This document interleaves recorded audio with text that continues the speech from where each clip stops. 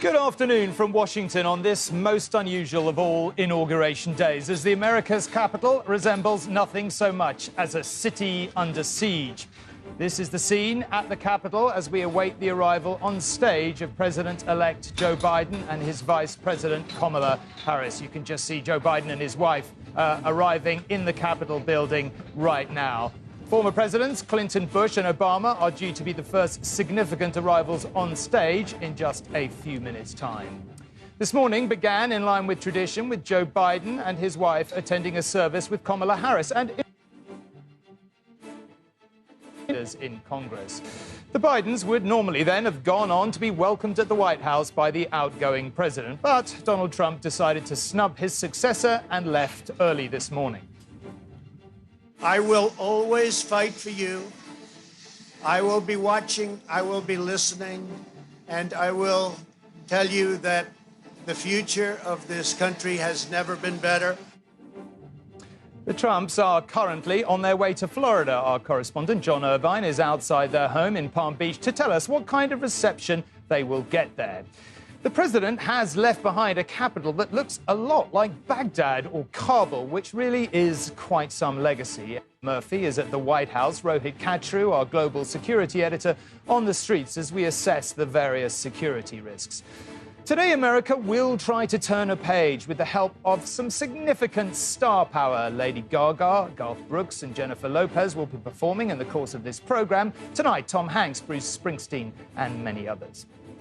It is a day to just soak up the remarkable atmosphere, of course, but also to reflect on these tumultuous times. To help me do that here is our veteran Washington correspondent, Robert Moore, on his fourth inauguration, the only reporter to enter the Capitol building with those rioters and whose pictures were flashed around the world, and our analyst, Dr Keneshia Grant, Associate Professor of Political Science at Howard University, where Kamala Harris once studied, no less. So, welcome to Inauguration Day 2021.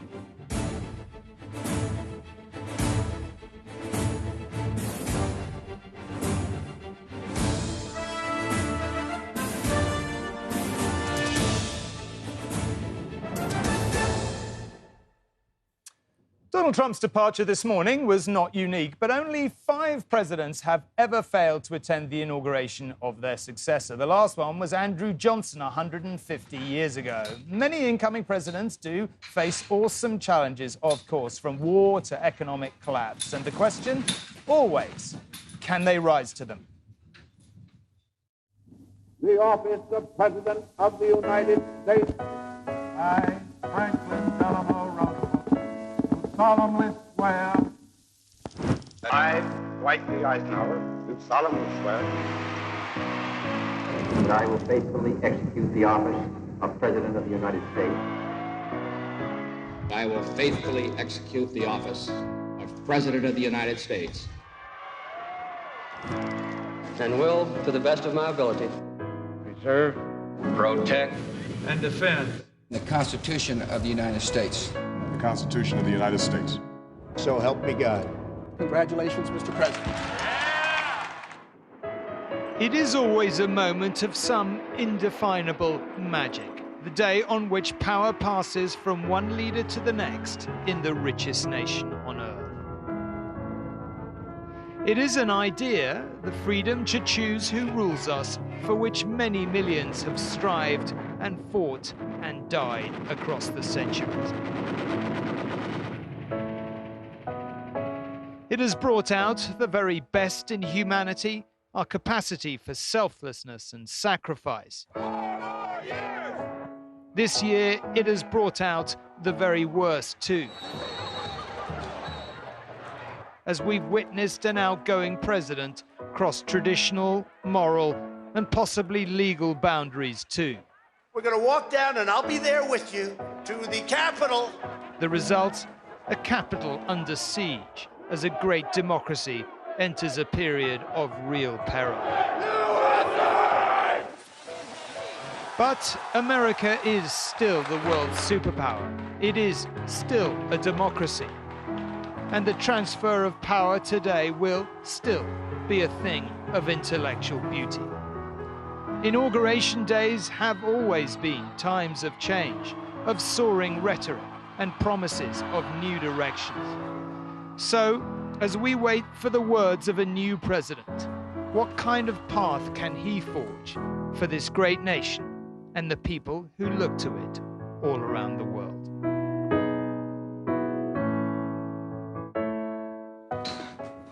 Well, some images of inaugurations past there. Of course, it's different today in more ways than we can really list. But let's just start with the outgoing president, Robert, snubbing his successor. I mean, that's complicated for a whole bunch of reasons, right? Not least, he still has the nuclear codes. Yes, that's one of the oddities of this moment, because they won't be on that inauguration stage together.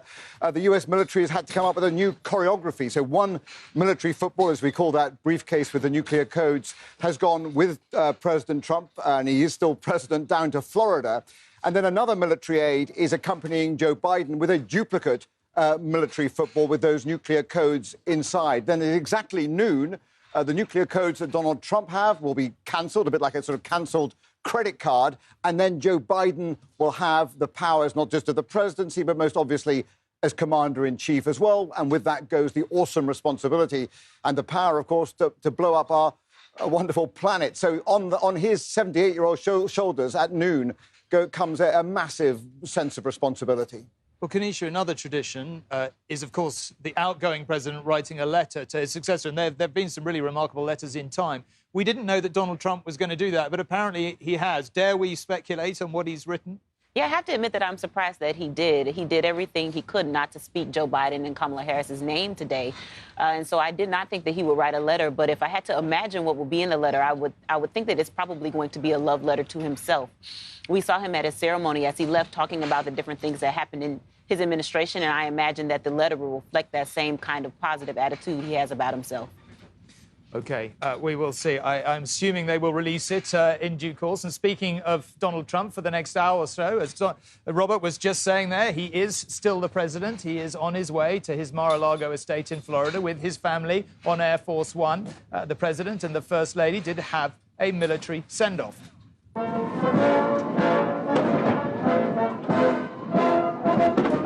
And, for that matter, an honour guard at Andrews Air Force Base in Maryland in front of his supporters and family just a little while ago. I will always fight for you. I will be watching, I will be listening, and I will tell you that the future of this country has never been better. The things that we've done have been just incredible, and I couldn't have done it without you. So just a goodbye. We love you. We will be back in some form. Well, there we have Donald Trump saying goodbye. Well, Robert, he did have some supporters there, but his vice president didn't bother to go and say goodbye to him. The leader of the Republicans in the Senate didn't bother to go and say goodbye to him because he was at church with Joe Biden this morning, and the leader in the House. Is the Republican Party finally turning its back on Donald Trump, do you think? He's an unbelievably isolated figure right now, not just because the Republican Party is indeed turning on him, but also because, of course, he's been kicked off social media. So now he doesn't have the perch of the White House to broadcast from. He can't go onto Facebook or Twitter or Instagram. You know, he's going to be stewing in Mar-a-Lago. And you're right to say that I think yesterday was a key moment. The leader of the Republicans in the Senate, Mitch McConnell, did now directly link the incendiary rhetoric of Donald Trump to the riots that I reported on January the 6th. And that does suggest the Republican Party might, for the very first time, be able now to turn on Donald Trump. And, of course, the backdrop to that is this imminent trial of Donald Trump in the Senate. And if 17 Republican senators switch and join the 50 Democrats, then there is every possibility that Donald Trump will be convicted. And then it just requires a majority vote, Tom, to make sure that he never holds federal office again. So he is isolated, he is lonely. Politically, he is in a very perilous spot. Keneshia, obviously, in inauguration days, we've seen some incredible addresses over time. But it's a tricky one for Joe Biden to get right today, isn't it? I think it absolutely is. I think what the nation needs is something that is centrist, something that brings people together, that restores the soul of the nation, as he talked about. But we're in a tough position here because he has people on the left who want to hear things that are specifically about them, and we have people on the right who won't believe him no matter what he says. And so he has a tough road to go. But I'm confident that he's had people around him talking to him about what he should say and how he should behave in a manner that will be best to bring us together at this time. Okay, well, we're just seeing, remember, we've been talking about senators and members of Congress, and as you can see, they're just arriving on stage. As the arrivals get more significant, we will go to the stage and talk you through the ceremony. It's a pretty long one, but it should be fascinating. Now, security in this city, as we've said, is more like that of a war zone. It's really hard to get that impression across, but everywhere you go around here, there's barriers and hundreds of soldiers after the storming of the Capitol this time 2 weeks ago that Robert so memorably reported on. Now, Rohit is down on the streets. I mean, to state the obvious, Rohit, that the authorities are taking absolutely no chances at all. That's right, Tom, and this is actually being talked about as being Washington's green zone. Green because of the 25,000 National Guard service personnel who've been deployed here. They are using anti-drone technology. They're being helped by patrol boats along the rivers around here to try and keep this event and this city safe. They've locked down street after street, as you can see all around us. And there are really two threats. Threats from within. Every single one of those soldiers has been assessed to work out whether they have far-right extreme tendencies, for example. But, of course, the threats from without. They've been trying to monitor those extreme violent groups who came along here 2 weeks ago. One of the problems is that the conspiracy theories that many of them believe are now splintering, fracturing, and it's really hard to monitor what is being talked about, what's being discussed online. Some people saying that really this is people should stay away from Washington, D.C. today, but others, more worryingly, indicating that they believe that today is not only an illegal inauguration, but some sort of doomsday moment for this violent political movement. OK, Rohit, for now, thank you very much indeed. Well, you may have heard some noise, as you've probably gathered. It's quite windy up here. It's beautiful, incredible view, but there is some wind. So if you watch long enough, we may blow away. In the meantime, we are expecting the former presidents, Barack Obama, George Bush and Bill Clinton, onto the stage very shortly. But before that, we are going to take a very short break. Do join us in just a moment.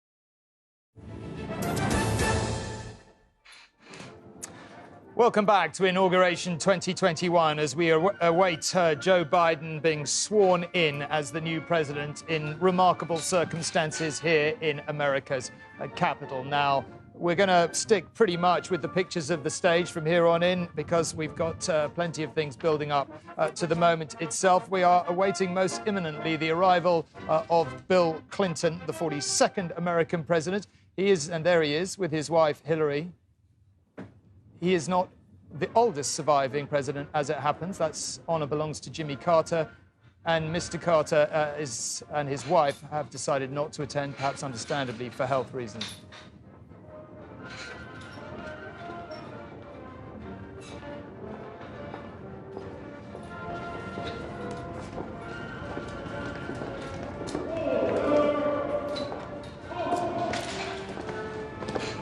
As so often, Tom, you have to be wondering what Hillary Clinton is thinking, having had that painful, narrow loss to Donald Trump.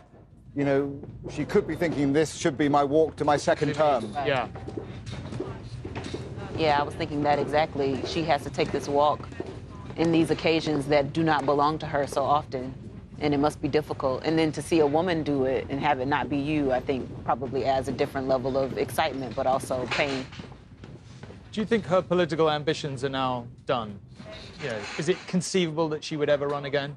No, I mean, you can imagine her playing a sort of a role as an envoy or some sort of troubleshooter for a Biden-Harris administration, but seeking elected office again seems to be, I think, most unlikely.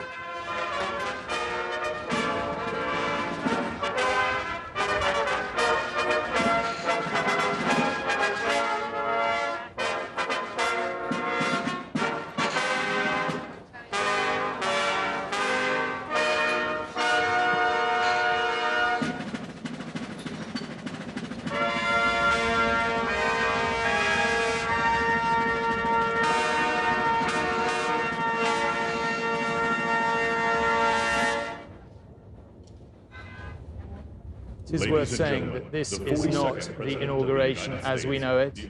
Empty seats, empty streets, and here come Bill Clinton's successor and his wife, George W. Bush and his wife, Laura.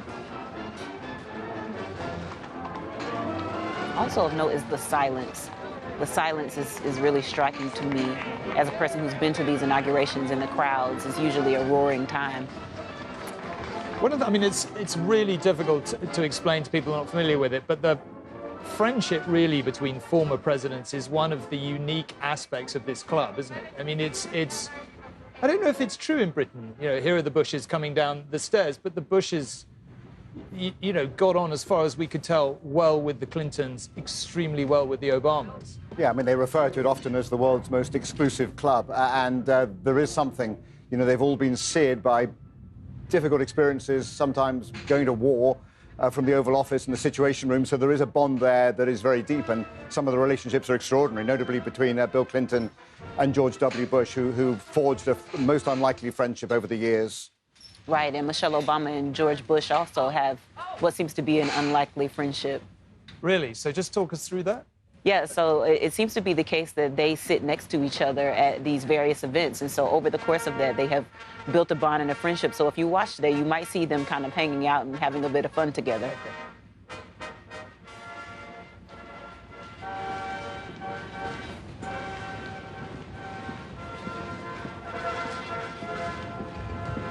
Well, we're just waiting for the announcement of the Bushes on stage, but here obviously are the Obamas, masked up and walking out towards the Capitol steps.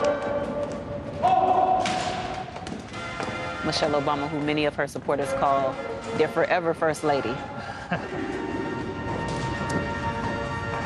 Despite all the security, Tom, I mean, there is a certain majesty about this still. You know, this is the area they call America, the front porch of democracy, this west side of the Capitol buildings, looking out onto the National Mall. It's a pretty special place, and this is a pretty special day. I wonder what George W. Bush is thinking as he comes down the steps here. You know, he's, you know, an old what would you call him, sort of Republican aristocracy, quite proper about the way he does things, very well-mannered. He and his wife went to great lengths to make the handover to the Obamas, smooth and friendly. What do you think he thinks about these closing days of the Trump presidency?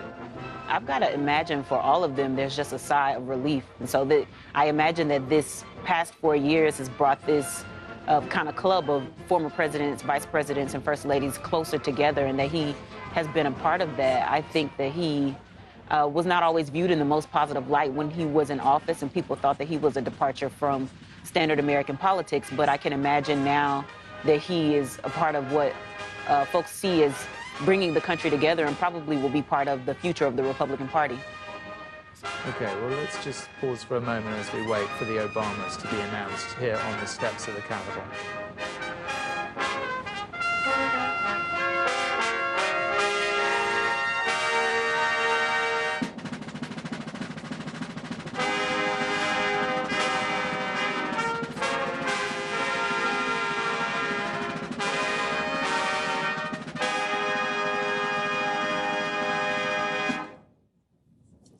Ladies and gentlemen, the 44th President of the United States, the Honorable Barack H. Obama and Mrs. Michelle Obama.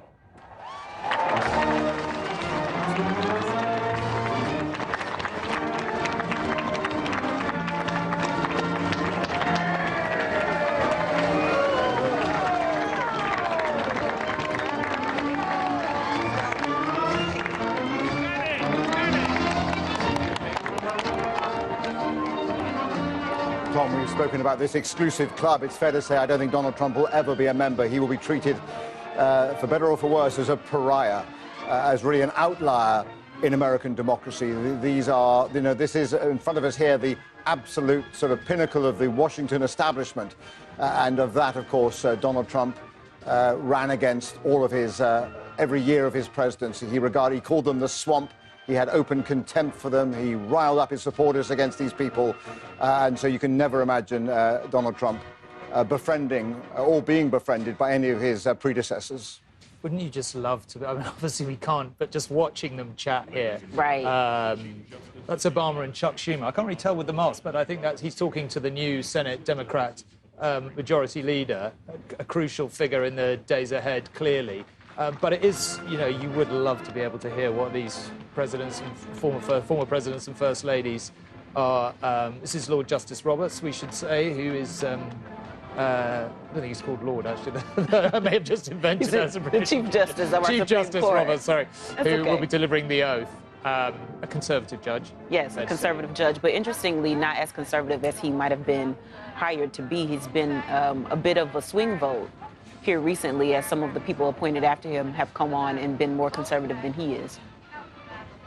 Okay, well, we're just going to bring up pictures of Air Force One as well, which has touched down down there in Florida. It is not going to be Air Force One much longer. It is only Air Force One when a serving president is on it. So they say that Donald Trump was very keen to get this flight in and landed so that he could complete his last journey on Air Force One with it as Air Force One. It won't be when it flies back home again. It's been reported here, I believe it's true, that Mr. Trump refused to send a plane for the Bidens. Is that correct? It was reported. Yep, we understand that's true, which is why he flew in yesterday, Joe Biden, from Wilmington, Delaware, on a sort of a odd commercial plane rather than an Air Force plane. So let's be clear. I mean, what's happened over the last few days is an absolute breach of every kind of protocol, every political norm in terms of the handover of power and the succession. Obviously, we'd expect, an outgoing president to be here on the Capitol. We'd expect him to host the incoming president and first lady at the White House. We'd expect them to show them the courtesy of allowing them to fly on an Air Force plane into Washington. None of that happened. This is a man who has broken every political norm from the very beginning of his presidency, from that inaugural address you and I heard, Tom, 4 years ago, with that dark talk of American carnage. And he's broken norms all the way through, even to this moment. And I think that that word you use, courtesy, is a very important word here, and a part of what keeps this club going. We expect that the outgoing president will do the incoming president the courtesy of meeting with them in the White House, either right after the election or before the inauguration, and Trump flouted that as well. And so I can't say that I'm surprised that he has behaved this way, but I would have hoped that we have, and hope that we will be going into an American future where we have some of those norms back in place. Chief Justice Roberts, just behind the bushes there, it's said that he's made clear he does not want to oversee a Senate trial, which means that it might actually be Kamala Harris who does it. Is that right? Yeah, look, for a lot of people, it's going to be a difficult moment, that Senate trial. For the Republican Party, it could actually sort of trigger a rift in the party, potentially its actual destruction, a bit like the Whig Party in the mid-19th century. You know, this is a moment the Republican parties are so divided on. It's difficult to see how they actually survive a Senate trial. We're just watching Joe Biden's family coming out here, his grandkids at the back. And it's interesting to note that this is usually a very long procession of people, but they seem to be doing some social distancing here because of the coronavirus. And so we are getting pockets of people where we usually would have a very long stream. It's Ashley and Hunter at the front. Joe Biden's surviving children. Beau, his eldest, of course, very tragically died of brain cancer. Joe Biden shed a tear yesterday. Beau Biden had political ambitions. He encouraged his father to run for president.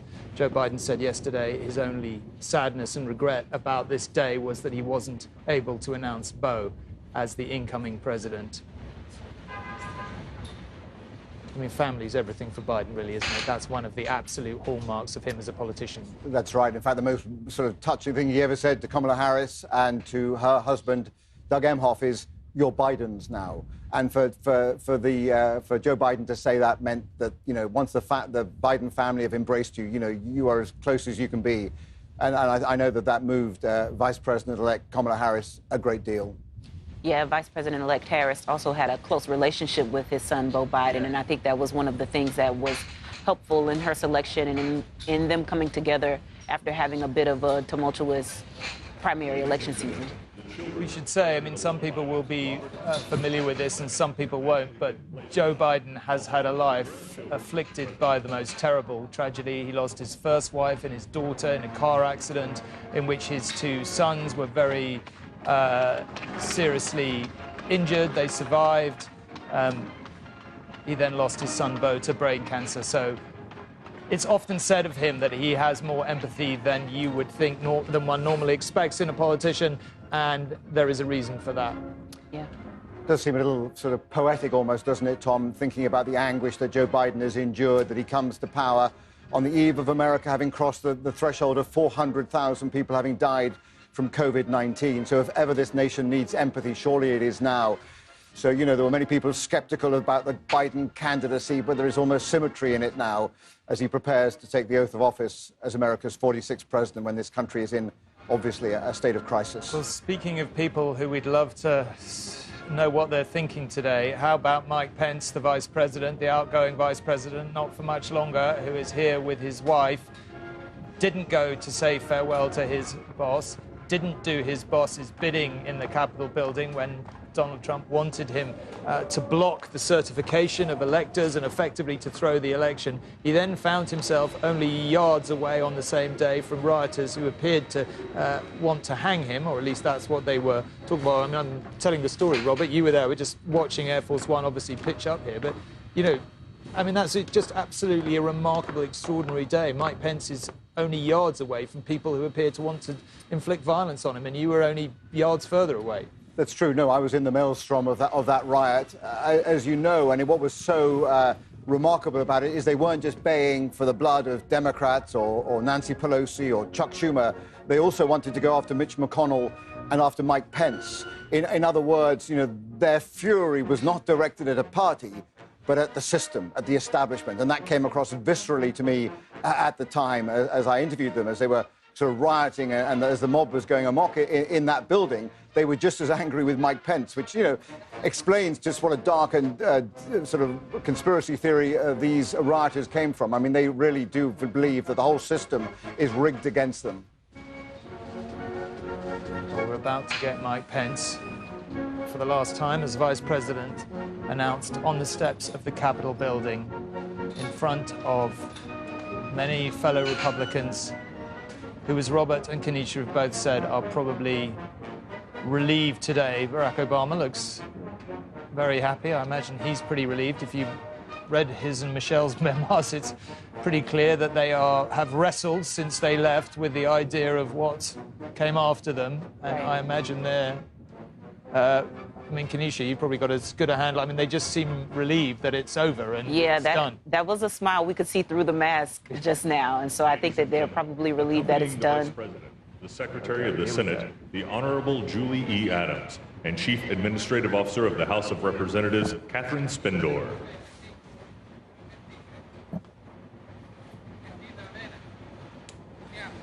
It's a reminder of how long the walk is to the steps, actually, because we saw Pence a little while ago, but that is clearly not him being announced on the steps of the Capitol. It's sort of interesting. Would you have expected him to go to the airport, Robert, in the end, just out of sort of politeness? He stuck with Trump for so long, didn't he? You know, even after they had so many reasons not to.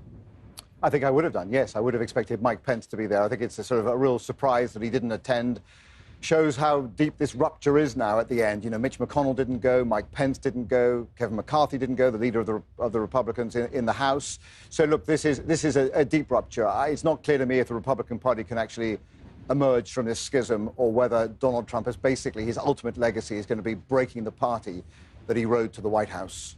Yeah, I think it might be possible that we will see the Republican leadership try to lead and make it the case that the folks who are in lower ranking offices follow them instead of the other way around.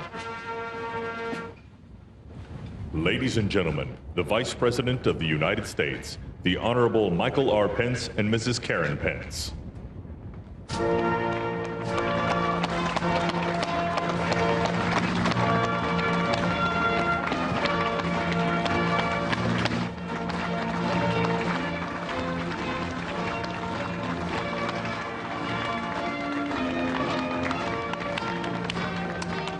You wonder, Tom, if Mike Pence has got a political future here now, tied for so long to Donald Trump at the end, potentially alienating Trump's supporters. So is he a future American president? I'm glad you mentioned that. I'm looking at him and thinking that one of the ideas in his mind as he does not go to the airport has to be that he believes he could be the bridge. He could be the person who brings together the sides of this Republican Party. And I would not be surprised at all if we saw him make a play for a future office. Well, the symbolism of this moment is quite something, because there on the steps of the Capitol building is Mike Pence being announced as vice president for the last time. And we're about to, as I understand it, see Donald Trump, the outgoing president, still president, miles away.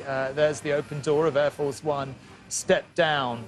I mean, really, that says it all about the state of the Republican Party, doesn't it? And you know, you sort of worry about exaggerating this at moments like today, but just sort of being here and watching the news sort of over the last 24 hours and waking up this morning, I mean, it's clear really that Donald Trump is leaving in disgrace. I think that is that fair to say? You know, that feels like, you know, the tenor of his departure, people turning away, not bothering to go to his departure, Sarah, you know.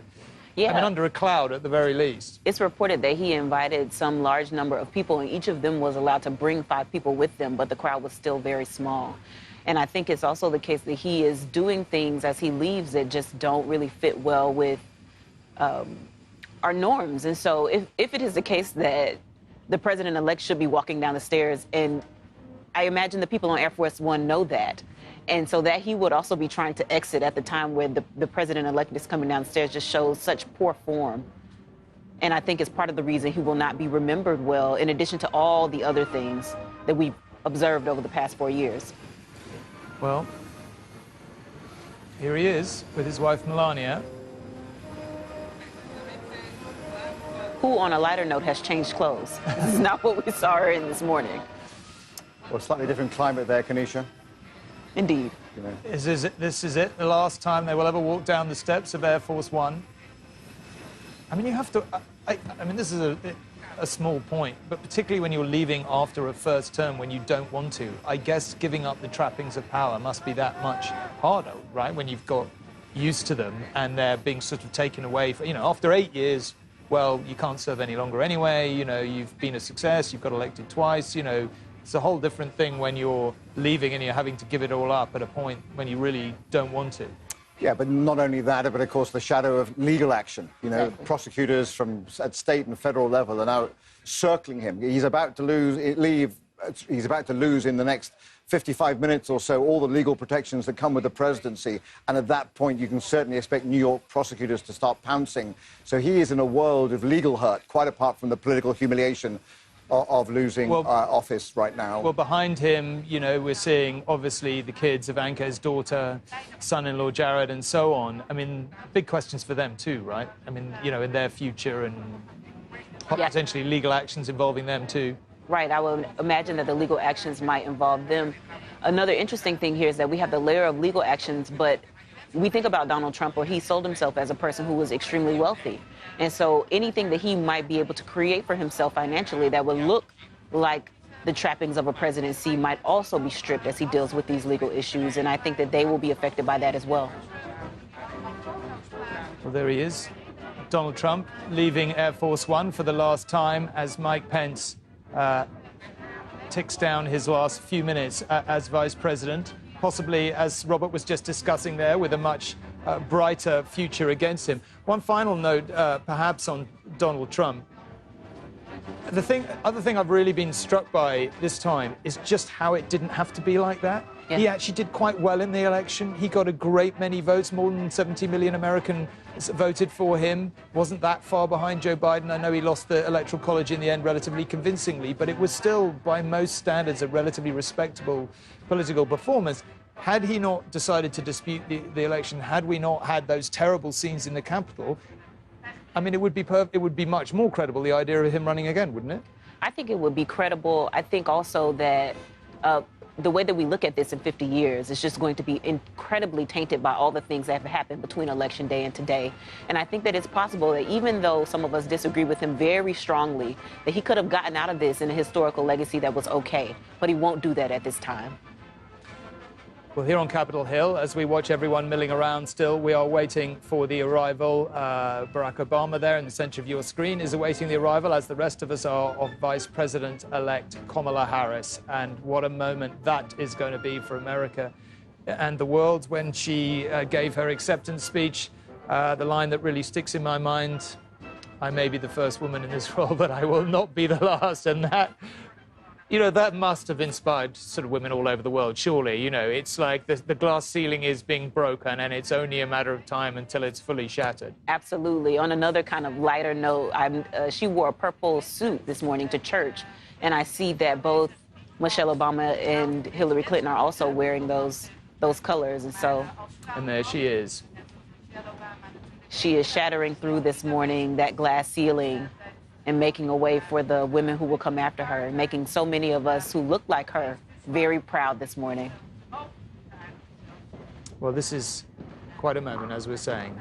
Vice President-elect Kamala Harris with her husband, Doug, married late. We saw her two stepchildren come out onto the steps early. They refer to her as Mumala, and they seem a very close family. She's a former prosecutor from California and senator, dynamic, as far as we can tell, tremendously good sense of humor, which is always useful in this kind of high office, and making history here. When she arrived at the Capitol, she was escorted by one of the police officers who was the hero of the riots on January the 6th, the police officer who helped lead the crowd away from the Senate chamber, was her escort into the building. It's Pete Buttigieg, who ran for president also in this primary election season, has now been given a seat in the Biden administration's cabinet. He's a potential presidential candidate in the future. She obviously is. I mean, I guess you'd have to say she's in pole position for the post-Biden era. Let's just hear her being announced. The acting Deputy House Sergeant-at-Arms, Kevin Grubbs, and the acting Deputy Senate Sergeant-at-Arms, United States Capitol Police Officer, Private First Class Eugene O. Goodman. She must be making a long walk still to the door with her husband, Doug. There's other Capitol Hill officials coming out here. That, I believe, is the police officer I was referring to, who helped save the lives of potentially many people by distracting the mob. That's on the turn of the stairs, where if they went the other way, they ended up in the Senate. And he deliberately sort of baited them to come up the stairs after him, trying to lure them away from areas where they might have encountered and hurt members of Congress. Okay, we believe this is the moment when the Vice President-elect is going to be announced and walk out onto the steps. Ladies and gentlemen, the Vice President-elect of the United States, Kamala Devi Harris, and Mr. Douglas Emhoff.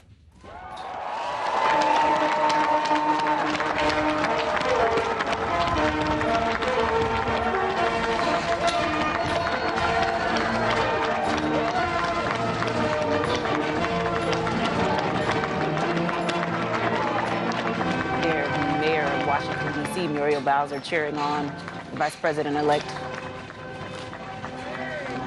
We talk a lot about the symbolism here, Keneshia, but, and you know, it can be a bit of a journalistic cliche as we fall prey to a bit of exaggeration here and there, dare I possibly say. But what does this mean to women in America? I mean, is this more than a symbol? Is this seen as a really big, significant moment? I think it does feel like a big moment to me, at least, and I'm not a journalist, so we talk and we hear, you know, your mother tells you about what you can do and what you can be and, you know, do your best and be smart, and all of it's great, but you know, kind of in the back of your mind where the barriers are. And so to see her do this just undoes some of the feeling that you have that your mother might not be telling you the truth about what you can do and what you can be. And so for sure, this is a fantastic day for her individually, but for all women, for many women who know now that we can really do this. It can actually happen. And what a message it sends to immigrants. You know, she is the mother of she is the daughter of a Jamaican economist, of a South Indian biologist. She was brought up in the Hindu and Christian faiths. She is married to a Jewish gentleman. So look, you know, she really does embrace the diversity of America, inspirational to immigrants as well, to first-generation immigrants as well as to people of color. So, you know, she has a remarkable role to play in trying to rally the country amid the deep rift that Donald Trump has left behind. And to pick up on your point, Keneshia, one of the things I've heard her say repeatedly is that the reason she is here today is because her mother specifically told her and her sister Maya over and over and over again as children, you can do anything, you can do anything, right. You can go anywhere, you can be anyone you want to be. Right. I saw her in an interview earlier this week where she told somebody she eats the word no for breakfast. And I thought that was fantastic as a way to think about how she approaches the world and approaches it with a spirit of trying to do things and seeing whether it will work instead of being afraid to try them. But Tom, I was just going to add that there's another dynamic here really evident if you talk to those in Democratic circles, which is they don't just see her as the vice president to Joe Biden, they see her very much as a potential 47th president of the United States. That's why those around her in her kind of orbit are very excited, because they recognize that Joe Biden's 78 years old. They recognize he may, by choice, be a one-term president. And then we've got not just a notable moment here in terms of a vice president, a woman of color, but also potentially America's first ever woman president. I'm just going to come back to the business of whether America is going to cross that barrier in just a moment. But before we do that, it's worth saying that she's going to be a very substantial political figure, partly because Joe Biden, who we're just waiting to come out now, has made it very clear that as Barack Obama promised him, she will be the last person in the room before any decision. But she will also have the casting vote in the Senate, meaning nothing can cross his desk in legislative terms without her explicit approval. That's right. I wrote the other day that she will be the most powerful woman in American history, and that is not only about this position, but about her role in the Senate and being the deciding vote, as we have a House or a chamber, a Senate that's divided right now 50-50 with the Democratic edge. House Majority Leader.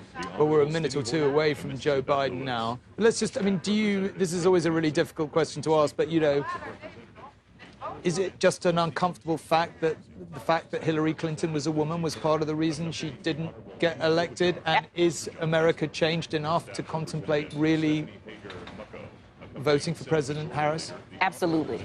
Absolutely, I think that Hillary Clinton's gender is a part of why she was not elected to office. But I think it's important to know that America, in its guts, is probably changing very slowly. We have some things that we need to reckon with. But the demographics of the United States are changing tremendously to make it such that the people who have these ideas of hatred and patriarchy are aging out, and the people who don't have these ideas, the younger generation, is likely to be willing to elect a woman sooner than we might expect. Well, here we are. He is the president-elect. He has waited a lifetime for it. Walking here with his wife, Dr. Jill Biden, who will be the first lady to continue with her job as a community lecturer. They're very close, as pretty much everyone agrees. They're a very tight-knit family. The improbability of this moment. I was up in Iowa and New Hampshire when he came 4th and 5th in the Democratic primaries. We thought he was toast, Tom. I mean, I cannot tell you how, we see he's been around this town for 50 years, but the implausibility of this moment, of these images on our TV screens, is incredible to me. I mean, we wrote him off after Iowa. We dismissed him after New Hampshire, and yet here he is at the pinnacle now of a political career. Boy, he is the absolute testament to just keeping on going. Yeah. Boy, kids, if you're watching this just at home, talk about keep swimming, never give up, because this man is about to walk out here as the next president with the most powerful nation on earth. And as Robert says, it seemed improbable too many times to mention, even in the course of the last year. Yeah, and not to mention that I think he started about 30 years ago running for president.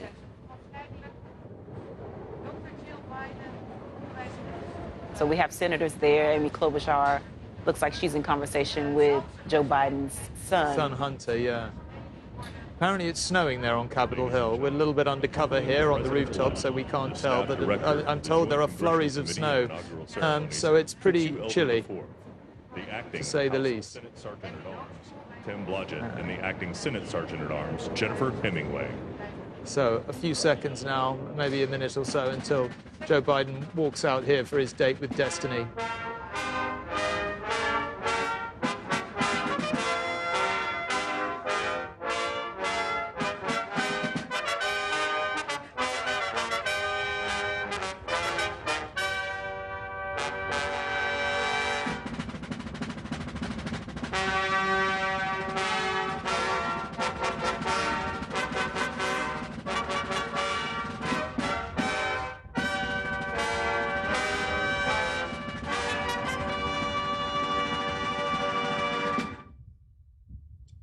Ladies and gentlemen, the President-elect of the United States, Joseph Robinette Biden Jr. and Dr. Jill Biden.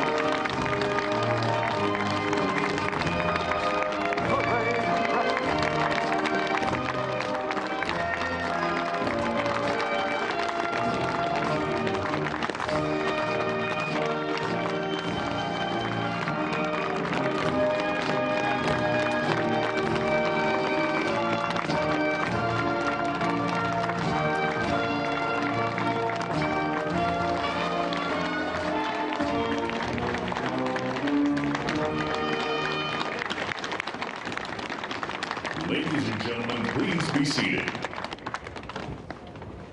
So Joe Biden, the crowds may be small, but the reception is undoubtedly warm as Joe Biden comes out here to make history, and the ceremony begins to get underway with the inaugural committee running things for the next few minutes as we build up to the official ceremony itself, and Joe Biden being sworn in as the next president of the most powerful nation on earth. Just to pick up on the politics a little moment. Actually, let's just hear Amy Klobuchar's first few words to see what kind of tone she strikes here, and then we can pick up. President-elect, members of Congress and the judicial branch, former presidents and first ladies, vice presidents, leaders from abroad, and a whole bunch of Bidens. America, welcome to the 59th presidential inauguration, where in just a few moments, Joe Biden and Kamala Harris will take their solemn oaths. This ceremony is the culmination of 244 years of a democracy. It is the moment when leaders brought to this stage by the will of the people promise to be faithful to our Constitution, to cherish it and defend it. It is the moment when they become, as we all should be, guardians of our country? Have we become too jaded, too accustomed to the ritual of the passing of the torch of democracy to truly appreciate what a blessing and a privilege it is to witness this moment? I think not. 2 weeks ago, when an angry, violent mob staged an insurrection and desecrated this temple of our democracy, it awakened us to our responsibilities as Americans. This is the day when our democracy picks itself up, brushes off the dust, and does what America always does: goes forward as a nation under God, indivisible, with liberty and justice for all. This conveyance of a sacred trust between our leaders and our people takes place in front of this shining Capitol dome for a reason. When Abraham Lincoln gave his first inaugural address in front of this Capitol, the dome was only partially constructed, braced by ropes of steel. He promised he would finish it. He was criticized for spending funds on it during the Civil War. To those critics, he replied, "If the people see the Capitol going on, it is a sign we intend the Union shall go on." And it did, and it will. Generations of Americans gave their lives to preserve our republic in this place. Great legislation to protect civil rights and economic security and lead the world was debated and crafted under this dome. Now it falls on all of us, not just the two leaders we are inaugurating today, to take up the torch of our democracy, not as a weapon of political arson, but as an instrument for good. We pledge today never to take our democracy for granted as we celebrate its remarkable strength.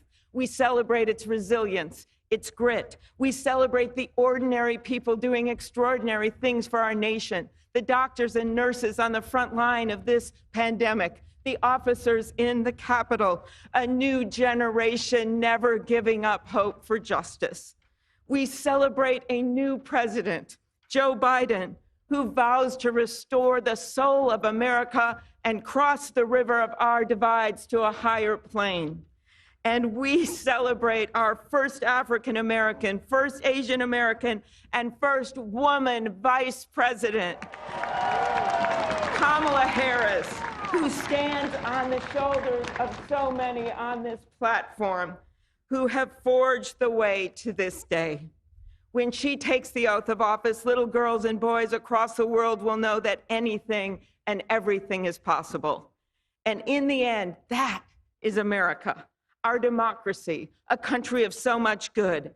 And today, on these Capitol steps and before this glorious field of flags, we rededicate ourselves to its cause. Thank you. It is now. Well, normally these remarks, certainly from the inaugural committee, can be somewhat formulaic, but perhaps no great surprise that they weren't today, given the events on in the Capitol building only a few short days ago. Clearly, the senator there striking a tone to fit the mood of the times. We're about to hear from Senator Roy Blunt, also on the committee. Robert, you know him quite well. Yeah, I know Senator Blunt, who is on the inaugural committee. Our children, his youngest son, goes to the same school as my son, so we know each other socially a little bit. He, like many Republican senators, has been tormented about the Trump years, must now decide whether to convict President Trump in just in a few days' time. Up here this morning.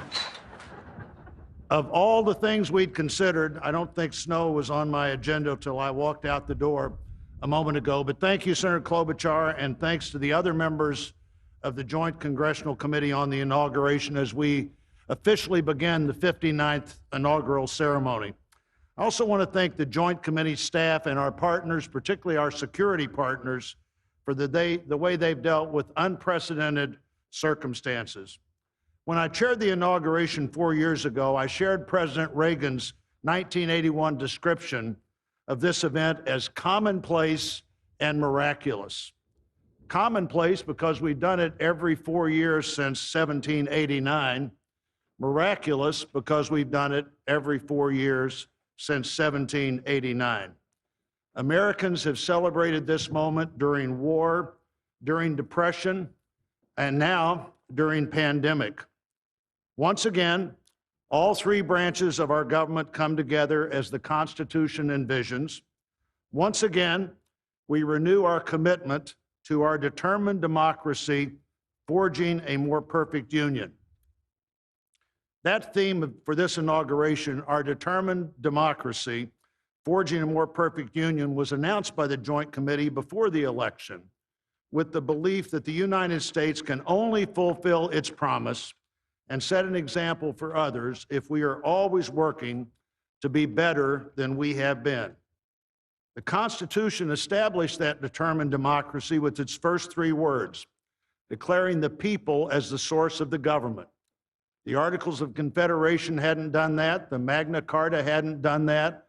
Only the Constitution says the government exists because the people are the source of the reason it exists. They immediately followed those first three words with the words to form a more perfect union. The founders did not say to form a perfect union. They did not claim that in our new country nothing would need to be improved. Fortunately, they understood that always working to be better would be the hallmark of a great democracy. The freedoms we have today, the nation we have today, is not here just because it happened, and they aren't complete. A great democracy working through the successes and failures of our history, striving to be better than it had been. And we are more than we have been, and we are less than we hope to be. The assault on our Capitol at this very place just 2 weeks ago reminds us that a government designed to balance and check itself is both fragile and resilient. During the last year, the pandemic challenged our free and open society and called for extraordinary determination and sacrifice, and still challenges us today. Meeting that challenge head on have been and are healthcare workers, scientists, first responders, essential frontline workers, and so many others we depend on in so many ways. Today we come to this moment, people all over the world, as we're here, are watching and will watch what we do here. Our government comes together. The Congress and the courts join the transition of executive responsibility. One political party more pleased today and on every inaugural day than the other. But this is not a moment of division, it's a moment of unification. A new administration begins and brings with it a new beginning. And with that, our great national debate goes forward, and a determined democracy will continue to be essential in pursuit of a more perfect union and a better future for all Americans. What a privilege for me to join you today. Thank you. Well, Senator Roy Blunt, Robert, you were wondering what he would do in terms of impeaching Donald Trump. That didn't really give us many clues, but he is just calling forward Father Leo O'Donovan along for the invocation, a Catholic priest who is a long-term friend of the Biden family and indeed presided over the funeral of Joe Biden's son.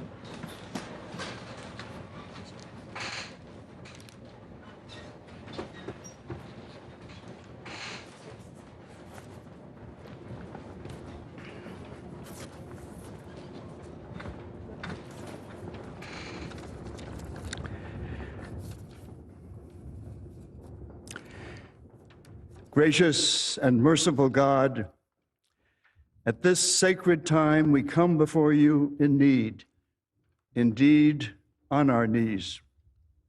But we come still more with hope and with our eyes raised anew to the vision of a more perfect union in our land, a union of all our citizens to promote the general welfare and secure the blessings of liberty to ourselves and our posterity. We are a people of many races, creeds, and colors, national backgrounds, cultures, and styles, now far more numerous and on land much vaster than when Archbishop John Carroll wrote his prayer for the inauguration of George Washington 232 years ago. Archbishop Carroll prayed that you, O Creator of all, would assist with your Holy Spirit of counsel and fortitude the President of these United States, that his administration may be conducted in righteousness and be eminently useful to your people. Today, we confess our past failures to live according to our vision of equality, inclusion, and freedom for all.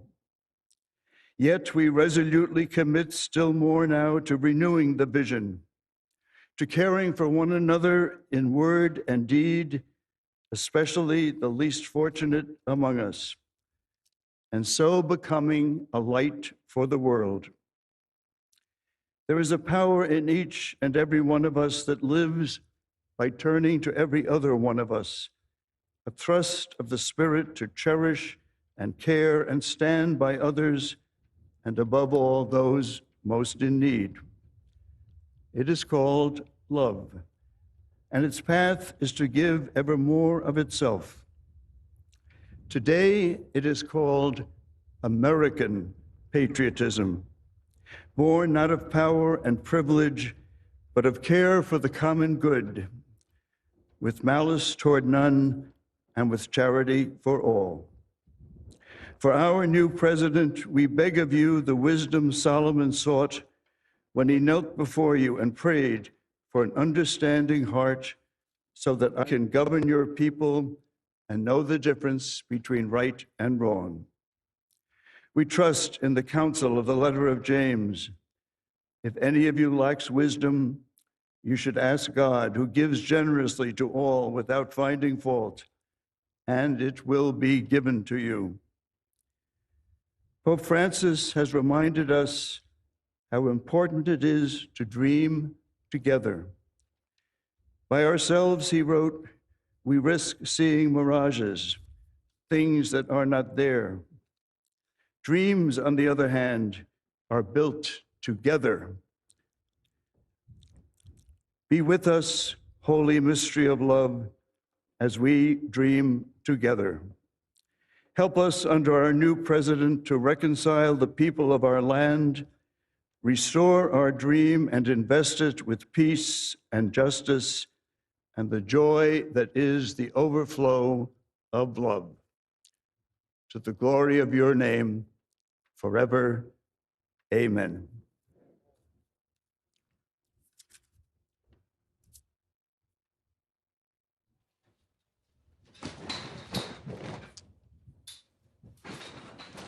So, Father O'Donovan there, a longtime friend of the Biden family. Joe Biden himself is always said to be a deeply religious man, only the second Catholic president in American history after JFK. And we're about to move to the Marine Band, who will introduce, not necessarily introduce, but will lead us into the national anthem performed by who else but Lady Gaga. The Armed Forces Color Guard, the singing of our national anthem, and for the Pledge of Allegiance.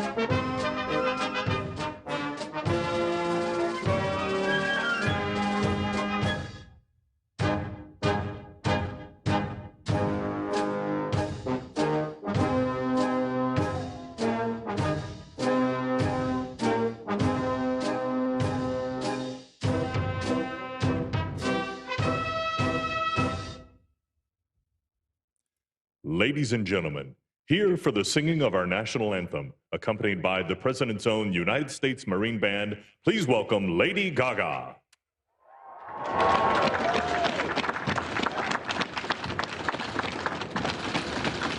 Lady Gaga, of course, who actually campaigned for Joe Biden. And the Democrats, if you'll remember Donald Trump's inauguration last time, he seemed to struggle somewhat to get major stars to perform in the course of the day. The Democrats making it very clear today they have no such issues. It's a star-studded performance here on the stage and this evening.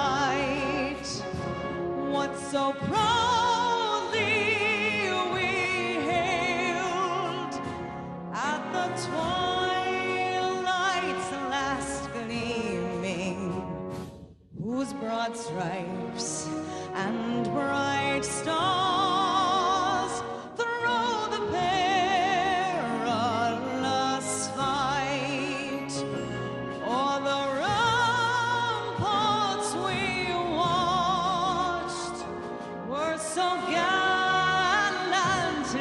streaming, and the rocket's red glare, the bombs bursting in air, gave proof through the night that our flag was still there.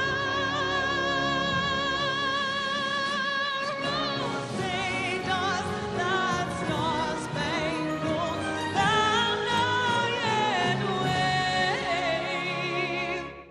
on the land of the free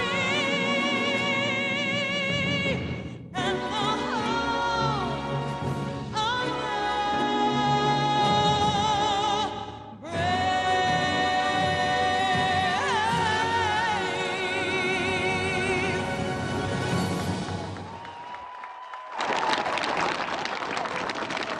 Well, there we are.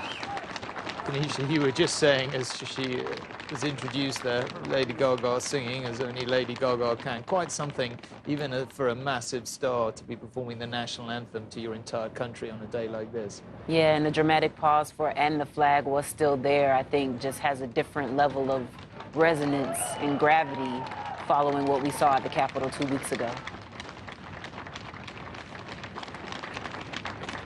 Ladies and gentlemen, Well, please Andrea welcome Hall, a from the city of firefighter from Georgia, is about to lead the oath of allegiance now. Association of Firefighters, Local 3920, Fire Captain Andrea M. Hall for the reciting of the Pledge of Allegiance.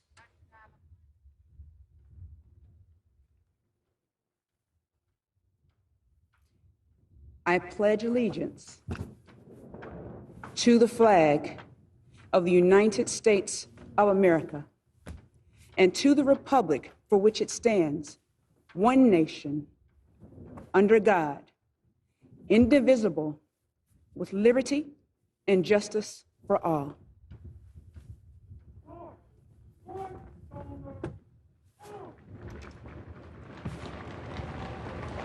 Pretty notable, Tom. The sun has come out here over Capitol Hill. Literary critics might call it pathetic fallacy, but really, yeah, it's a remarkable moment, this. It's what you are all about to be part of, America, is a historic moment of firsts. To administer the oath to our first African-American, our first Asian-American, for Vice President-elect Kamala Harris. As Robert was just saying, the sun has come out here. I can't help feeling that today there's just a very significant degree of extra resonance in everything. I mean, is that fair? You've sat through many inaugurations. It just feels everything's a bit supercharged today. Yeah, I think that's true. It's usually the case that there is celebration happening such that we are not focused on the ceremonies, but everything and all the words just ring so much more important in these days. Here we are. This is Justice Sonia Sotomayor giving the oath of allegiance, or asking the oath of allegiance from Vice President-elect Kamala Harris. Please raise your right hand and repeat after me. I, Kamala Davy Harris, do solemnly swear I, Kamala Davy Harris, do solemnly swear that I will support and defend the Constitution of the United States that I will support and defend the Constitution of the United States against all enemies, foreign and domestic, against all enemies, foreign and domestic, that I will bear true faith and allegiance to the same, that I will bear true faith and allegiance to the same, that I take this obligation freely that I take this obligation freely without any mental reservation or purpose of evasion, without any mental reservation or purpose of evasion, that I will well and faithfully discharge that I will well and faithfully discharge the duties of the office on which I am about to enter. the duties of the office upon which I am about to enter. So help me God. So help me God.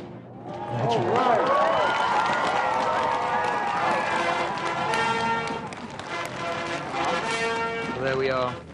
Kamala Harris hugs her husband. A huge moment for her, a huge moment for America, and indeed the world, to see this particular glass ceiling shattered. As Keneshia was talking about earlier, there are many, many people who wonder if this possibly is the next president, and therefore she will be a different kind of history maker. What are your thoughts as you just watched that?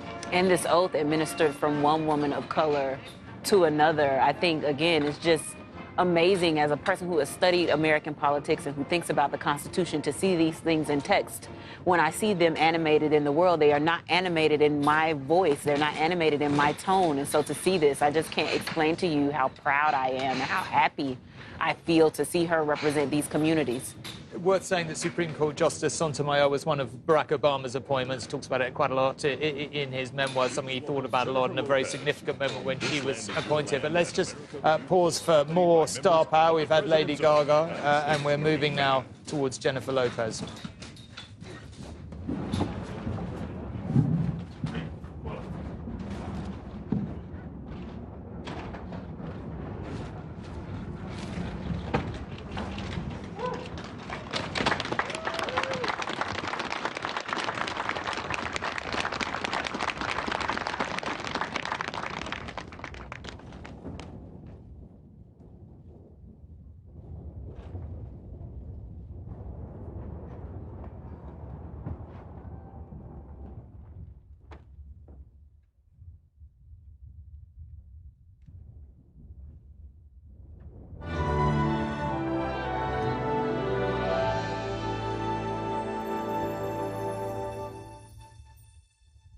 This land is your land.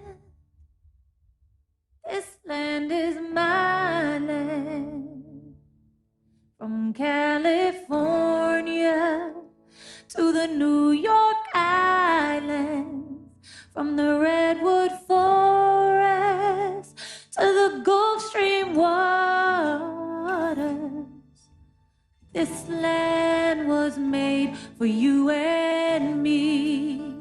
As I went walking down that ribbon of highway, I saw above me that endless skyway. I saw below me that golden valley. This land was made for you and me. Oh, this land, oh, this land. This land was made for you and me. Oh, this land, oh, this land. This land.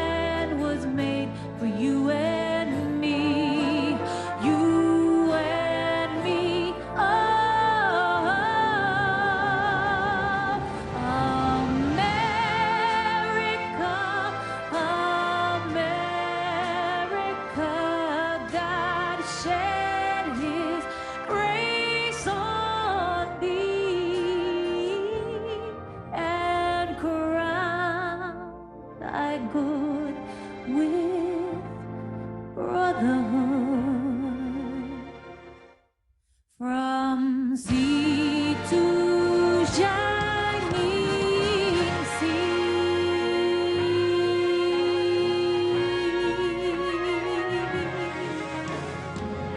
una nación bajo Dios, indivisible, con libertad y justicia para todos.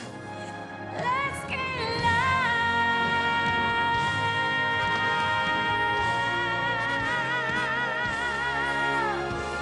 'cause this land was made for you and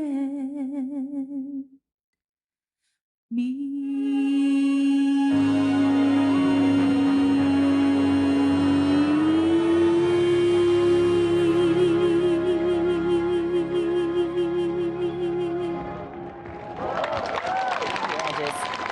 We learn these songs and we sing them and they teach us about all the symbols, and you sing as a child, this land is made for you and me, but you know it's not true for you.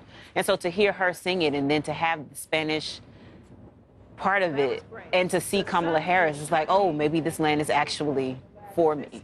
It's a wonderful day. I was thinking, actually, it took me back to my childhood. I remember that song being sung by Trini Lopez when I was about 5 on my parents' record player. But it's clearly a very emotional moment for all kinds of people today, and we're just building up to the really big moment here. The oath being delivered or being taken by Joe Biden with Chief Justice John Roberts, not Lord Chief Justice John Roberts, as I promoted him to earlier. Not that he can be promoted, but here we go. Now, that nuclear football is going to be beside Joe Biden in a few moments. Okay, this moment of transition when immense power in the world's leading democracy, the world's richest nation, passes from one man to another with the delivery of this oath of office.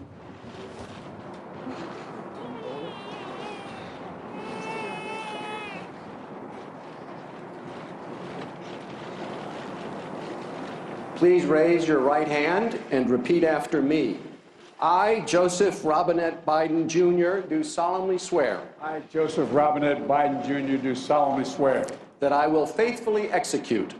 That I will faithfully execute. The office of President of the United States. Office of President of the United States. And will, to the best of my ability. Will, to the best of my ability. Preserve, protect, and defend. Preserve, protect, and defend. The Constitution of the United States. The Constitution of the United States. So help you God. So help me God. Congratulations, Mr. President.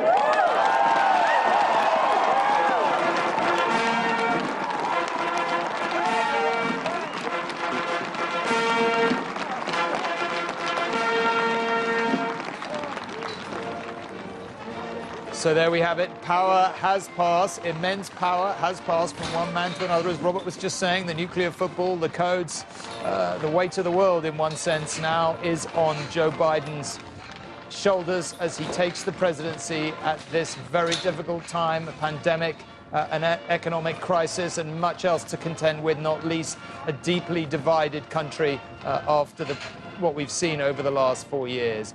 A critical question here really is what he's going to say to the nation at this time. So let's just see him step up to the podium here and deliver his inaugural address.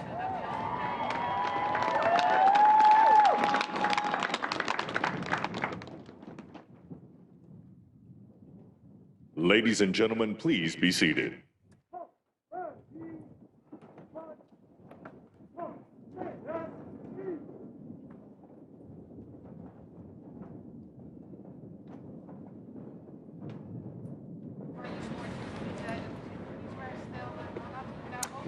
A little bit of a sense of perhaps Abraham Lincoln's first inaugural address, 1861, on the eve of the Civil War, when he talked about we are not enemies but friends, talked about the mystic chords of memory.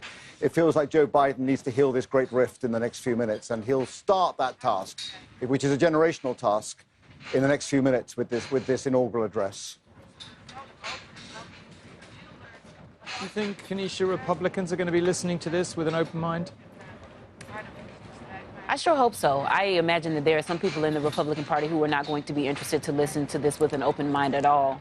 But I think it's really their work. I think it's going to be their responsibility to make this change in our nation and to heal their own party as a way to heal the nation. I don't know that this is something that Joe Biden can do himself. I think they will have to speak to the people in their base in order to get the healing started for these parties and for our nation as a whole.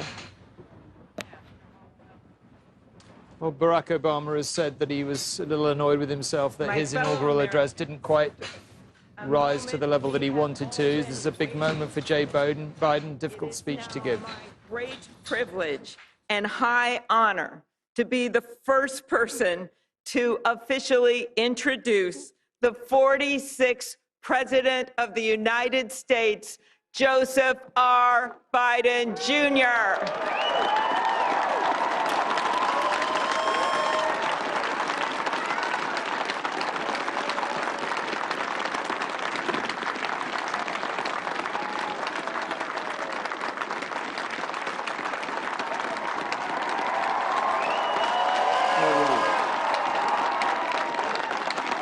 Chief Justice Roberts, Vice President Harris, Speaker Pelosi, Leader Schumer, Leader McConnell, Vice President Pence, my distinguished guests, my fellow Americans. This is America's day. This is democracy's day, a day of history and hope, of renewal and resolve. Through a crucible for the ages, America has been tested anew, and America has risen to the challenge. Today, we celebrate the triumph not of a candidate, but of a cause, the cause of democracy. The people, the will of the people has been heard, and the will of the people has been heeded. We've learned again that democracy is precious. Democracy is fragile. And at this hour, my friends, democracy has prevailed. So now, on this hallowed ground where just a few days ago, violence sought to shake the Capitol's very foundation, we come together as one nation, under God, indivisible, to carry out the peaceful transfer of power as we have for more than 2 centuries. As we look ahead in our uniquely American way, restless, bold, optimistic, and set our sights on the nation we know we can be and we must be. I thank my predecessors of both parties for their presence here today. I thank them from the bottom of my heart. And I know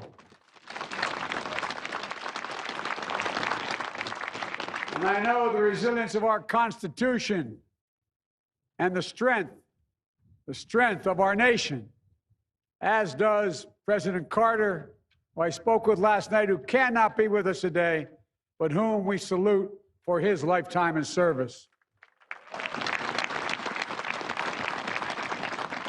I've just taken the sacred oath each of those patriots have taken. The oath first sworn by George Washington.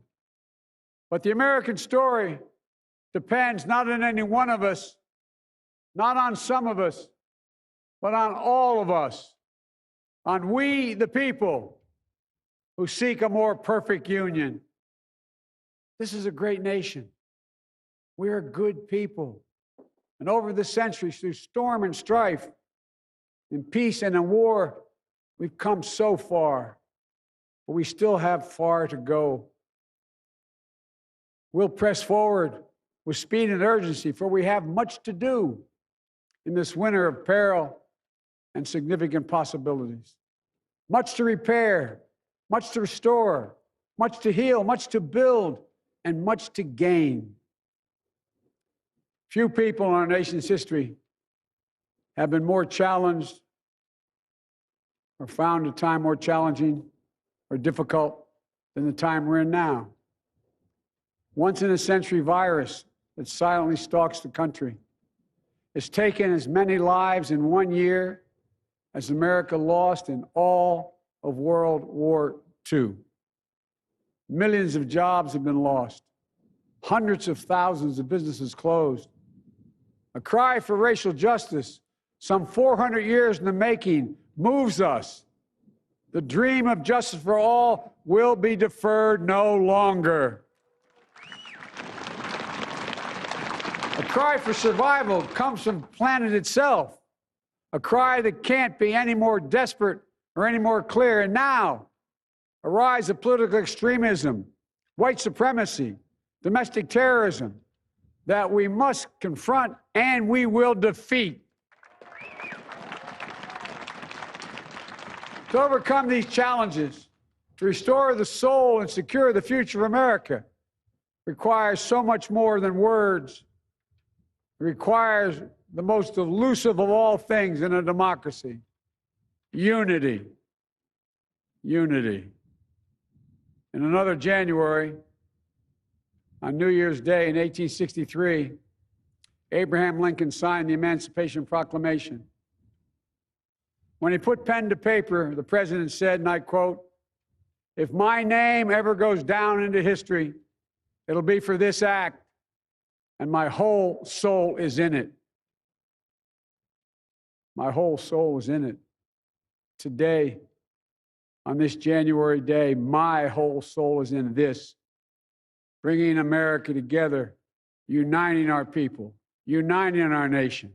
And I ask every American to join me in this cause.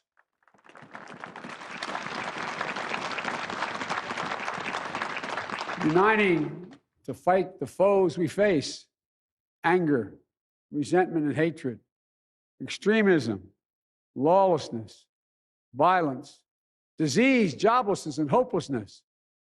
With unity, we can do great things, important things. We can right wrongs.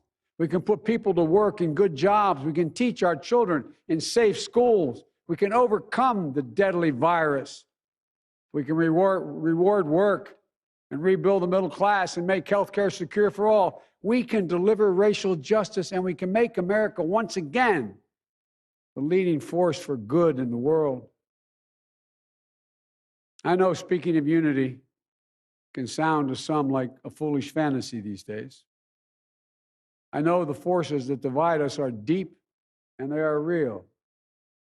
But I also know they are not new. Our history has been a constant struggle between the American ideal that we're all are created equal and the harsh, ugly reality that racism, nativism, fear, demonization have long torn us apart. The battle is perennial, and victory is never assured. Through Civil War, the Great Depression, World War, 9/11, through struggle, sacrifice, and setbacks, our better angels have always prevailed. In each of these moments, enough of us have come together to carry all of us forward. And we can do that now. History, faith, and reason show the way of unity. We can see each other not as adversaries, but as neighbors. We can treat each other with dignity and respect. We can join forces, stop the shouting, and lower the temperature. For without unity, there is no peace, only bitterness and fury. No progress, only exhausting outrage. No nation, only a state of chaos. This is our historic moment of crisis and challenge. And unity is the path forward. And we must meet this moment as the United States of America. If we do that, I guarantee you we will not fail. We have never, ever, ever, ever failed in America. We've acted together. And so today, at this time, in this place, let's start afresh, all of us. Let's begin to listen to one another again, hear one another, see one another, show respect to one another. Politics doesn't have to be a raging fire, destroying everything in its path. Every disagreement, doesn't have to be a cause for total war. And we must reject the culture in which facts themselves are manipulated and even manufactured.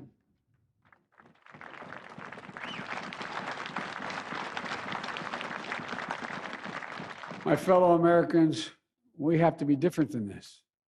America has to be better than this. And I believe America is so much better than this. Just look around.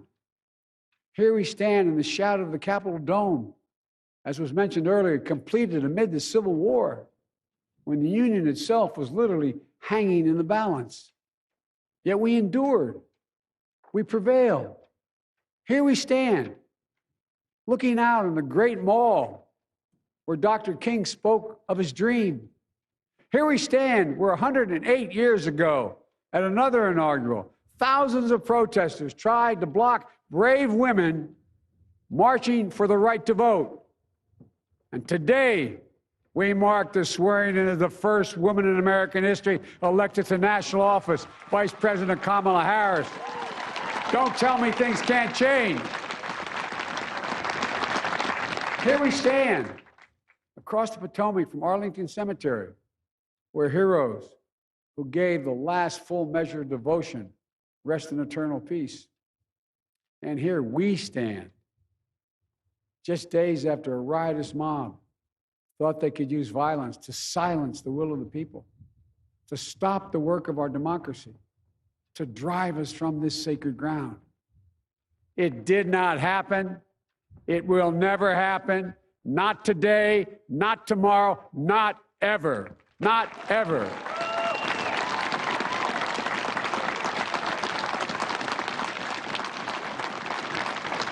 To all those who supported our campaign, I'm humbled by the faith you've placed in us. To all those who did not support us, let me say this. Hear me out as we move forward. Take a measure of me and my heart.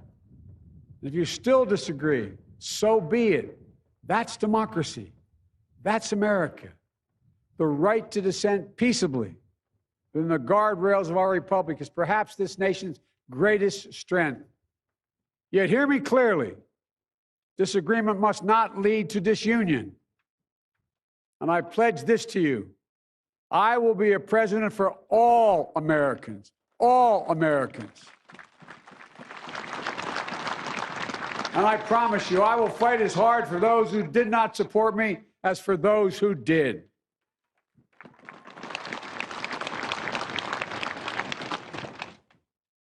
Many centuries ago, St. Augustine, a saint of my church, wrote that a people was a multitude defined by the common objects of their love. Defined by the common objects of their love.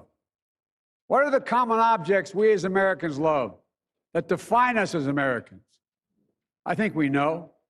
Opportunity, security, liberty, dignity, respect, honor, and yes, the truth. Recent weeks and months have taught us a painful lesson. There is truth and there are lies. Lies told for power and for profit. And each of us has a duty and a responsibility as citizens, as Americans, and especially as leaders. Leaders who have pledged to honor our Constitution and protect our nation, to defend the truth and defeat the lies. Look, I understand that many of my fellow Americans view the future with fear and trepidation. I understand they worry about their jobs. I understand, like my dad, they lay in bed at night, staring at the ceiling, wondering, can I keep my health care? Can I pay my mortgage? Thinking about their families, about what comes next. I promise you, I get it. But the answer is not to turn inward, to retreat into competing factions, distrusting those who don't look like you, or worship the way you do, or don't get their news from the same sources you do. We must end this uncivil war that pits red against blue, rural versus urban, or rural versus urban, conservative versus liberal. We can do this if we open our souls instead of hardening our hearts, if we show a little tolerance and humility, and if we're willing to stand in the other person's shoes, as my mom would say, just for a moment, stand in their shoes. Because here's the thing about life. There's no accounting for what fate will deal you. Some days, when you need a hand. There are other days when we're called to lend a hand. That's how it has to be. That's what we do for one another. And if we are this way, our country will be stronger, more prosperous, more ready for the future. And we can still disagree. My fellow Americans, in the work ahead of us, we're going to need each other. We need all our strength to persevere through this dark winter. We're entering what may be the toughest and deadliest period of the virus. We must set aside politics and finally face this pandemic as one nation. One nation. And I promise you this, as the Bible says, weeping may endure for a night, but joy cometh in the morning. We will get through this together. Together. Look, folks, all my colleagues I serve with in the House and the Senate up here, we all understand the world is watching all of us today. So here's my message to those beyond our borders. America has been tested, and we've come out stronger for it. We will repair our alliances and engage with the world once again, not to meet yesterday's challenges, but today's and tomorrow's challenges. And we'll lead not merely by the example of our power, but by the power of our example.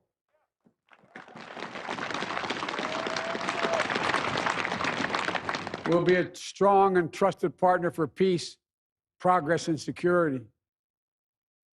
Look, you all know we've been through so much in this nation. And my first act as president, I'd like to ask you to join me in a moment of silent prayer. Remember all those who we lost in this past year to the pandemic.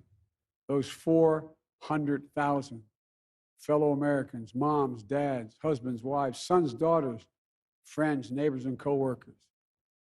We'll honor them for becoming the people and the nation we know we can and should be. So I ask you, let's say a silent prayer for those who've lost their lives and those left behind, and for our country.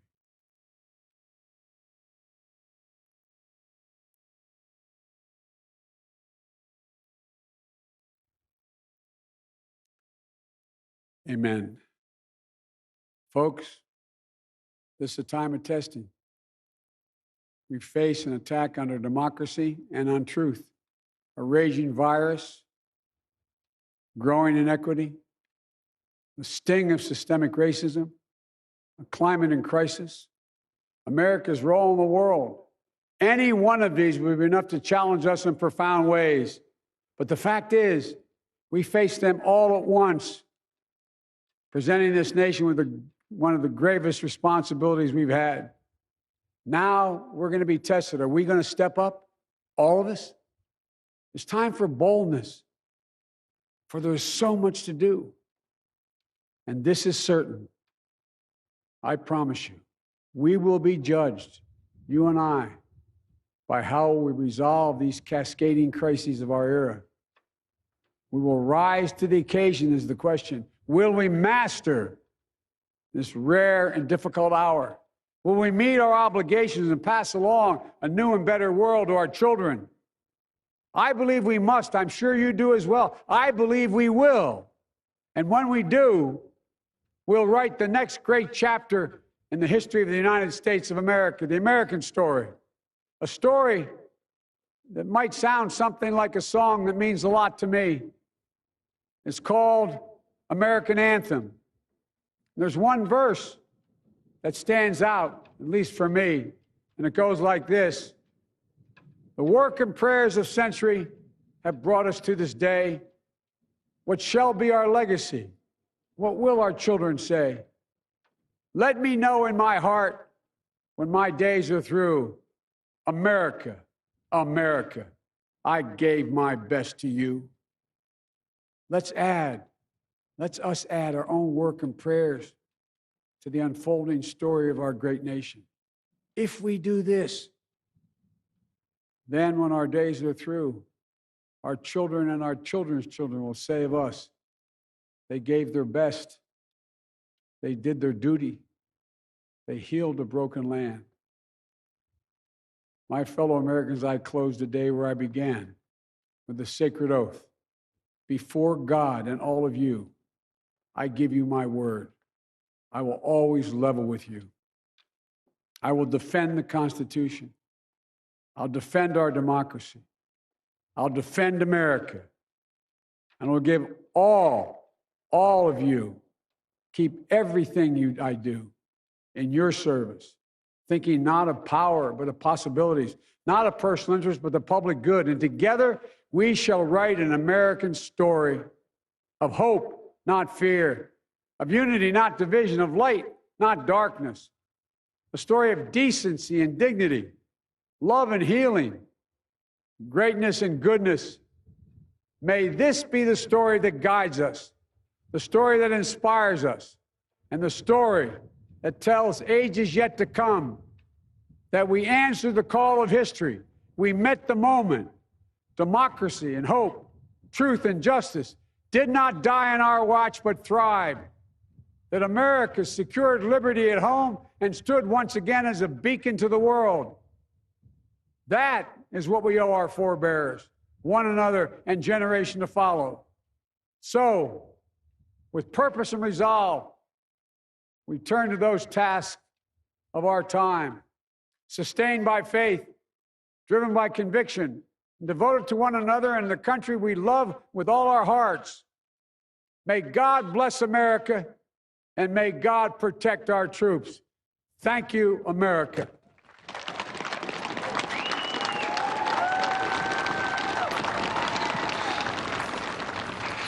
Well, we're just about to see country star Garth Brooks step up to the stage, but an absolutely clear and singular message from Joe Biden there: unity, unity, unity. The time for division is over. Somewhat similar to the speeches we heard on the stump when he was campaigning for the presidency, but really only one message.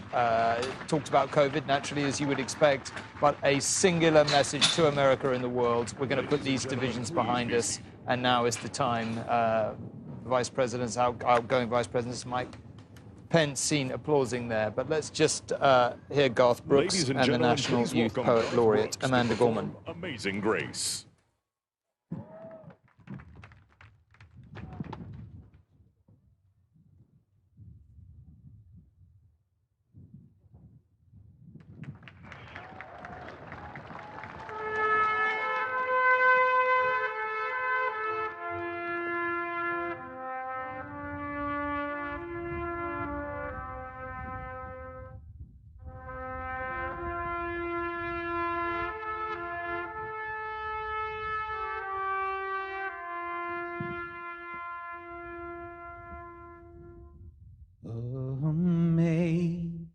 Amazing grace, how sweet the sound that saved a wretch like me.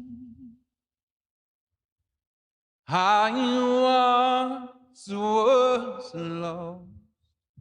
but now I'm found. Was blind, but now I see.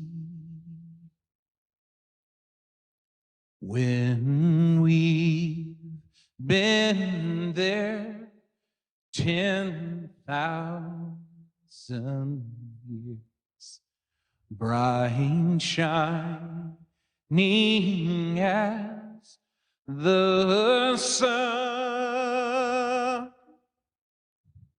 We've no less days to sing God's praise than when we first begun. If I can ask you to sing this last verse with me, not just the people here, but the people at home, at work, as one, united. Amazing grace, how sweet the sound that saved a wretch like me.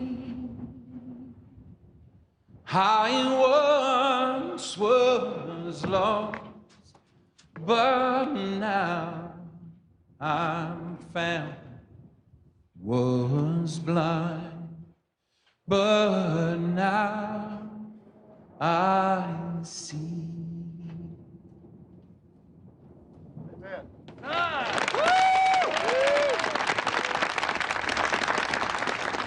Find anyone to listen to Amazing Grace and not feel emotional. Country singer Garth Brooks encouraging people sitting at home, watching in their workplaces or at home across America to join him in the last verse of that amazing anthem.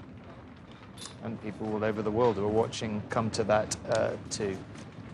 So we're about to hear from the National Youth Poet Laureate, Amanda Gorman.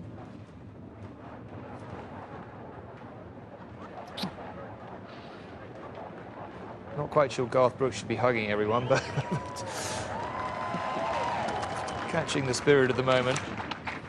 Definitely took time to say his hellos.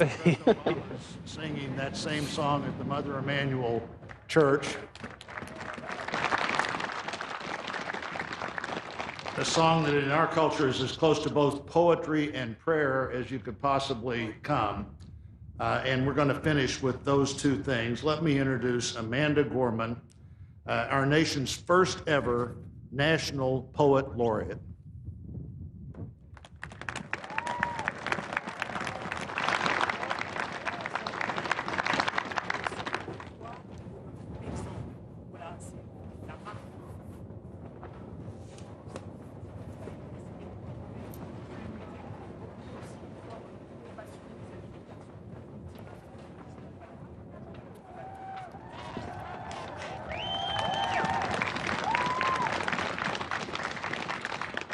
Mr. President, Dr. Biden, Madam Vice President, Mr. Emhoff, Americans, and the world. When day comes, we ask ourselves, where can we find light in this never-ending shade? The loss we carry, a sea we must wade. We've braved the belly of the beast. We've learned that quiet isn't always peace, and the norms and notions of what just is isn't always just is. And yet the dawn is ours before we knew it. Somehow we do it. Somehow we've weathered and witnessed a nation that isn't broken, but simply unfinished. We, the successors of a country and a time where a skinny Black girl descended from slaves and raised by a single mother can dream of becoming president, only to find herself reciting for one. And yes, we are far from polished, far from pristine, but that doesn't mean we are striving to form a union that is perfect. We are striving to forge our union with purpose, to compose a country committed to all cultures, colors, characters, and conditions of man. And so we lift our gazes not to what stands between us, but what stands before us. We close the divide because we know to put our future first, we must first put our differences aside. We lay down our arms so we can reach out our arms to one another. We seek harm to none and harmony for all. Let the globe, if nothing else, say this is true.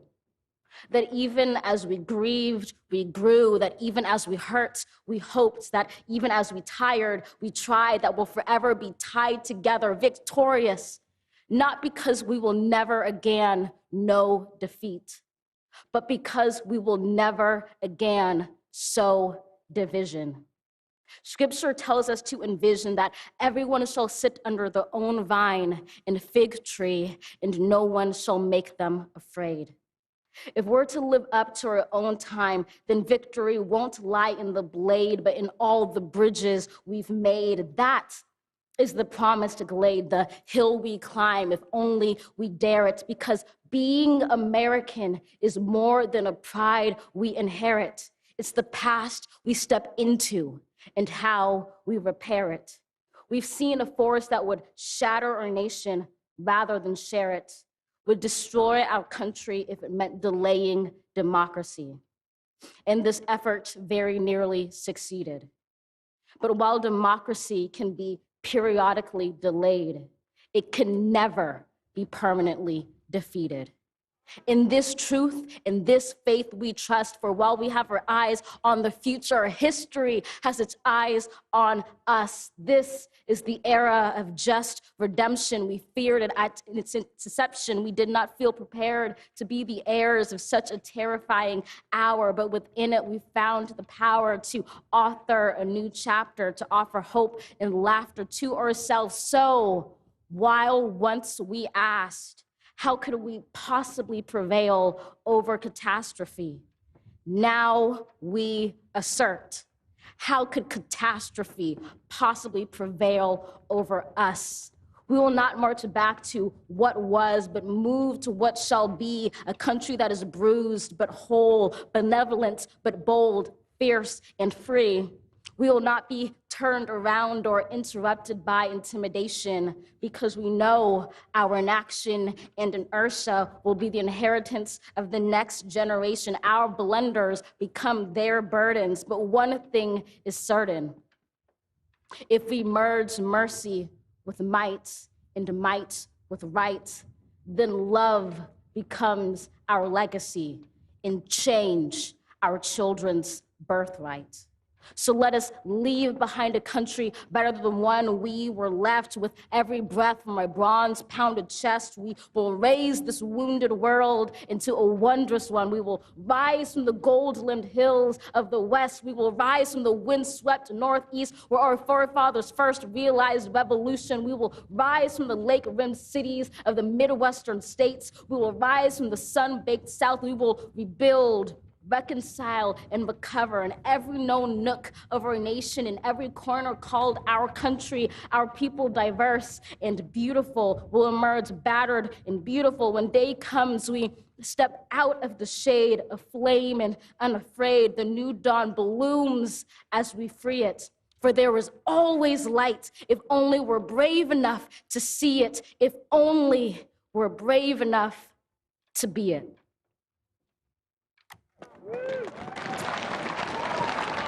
There is always light, the first National Youth Poet Laureate there with a very powerful performance. Keneshia, what did you make of that? That was quite something. I can't imagine being able to write that well. You know, to see the nation and the world and to write that well as such a young person. I think that the images and all the things that we have seen today are just so filled with joy and unity. And I hope that people on both sides of our political aisles can be open to what they are seeing today. Robert, we're just going towards the benediction in a minute, which we'll pause for. But your very first brief response to that speech by Joe Biden? I think that phrase... I'm sorry. Having asked you, I'm just going to have to interrupt you because we're moving to the benediction by Reverend Bowman, a longtime friend of the Biden family. And here he is as we close out this ceremony.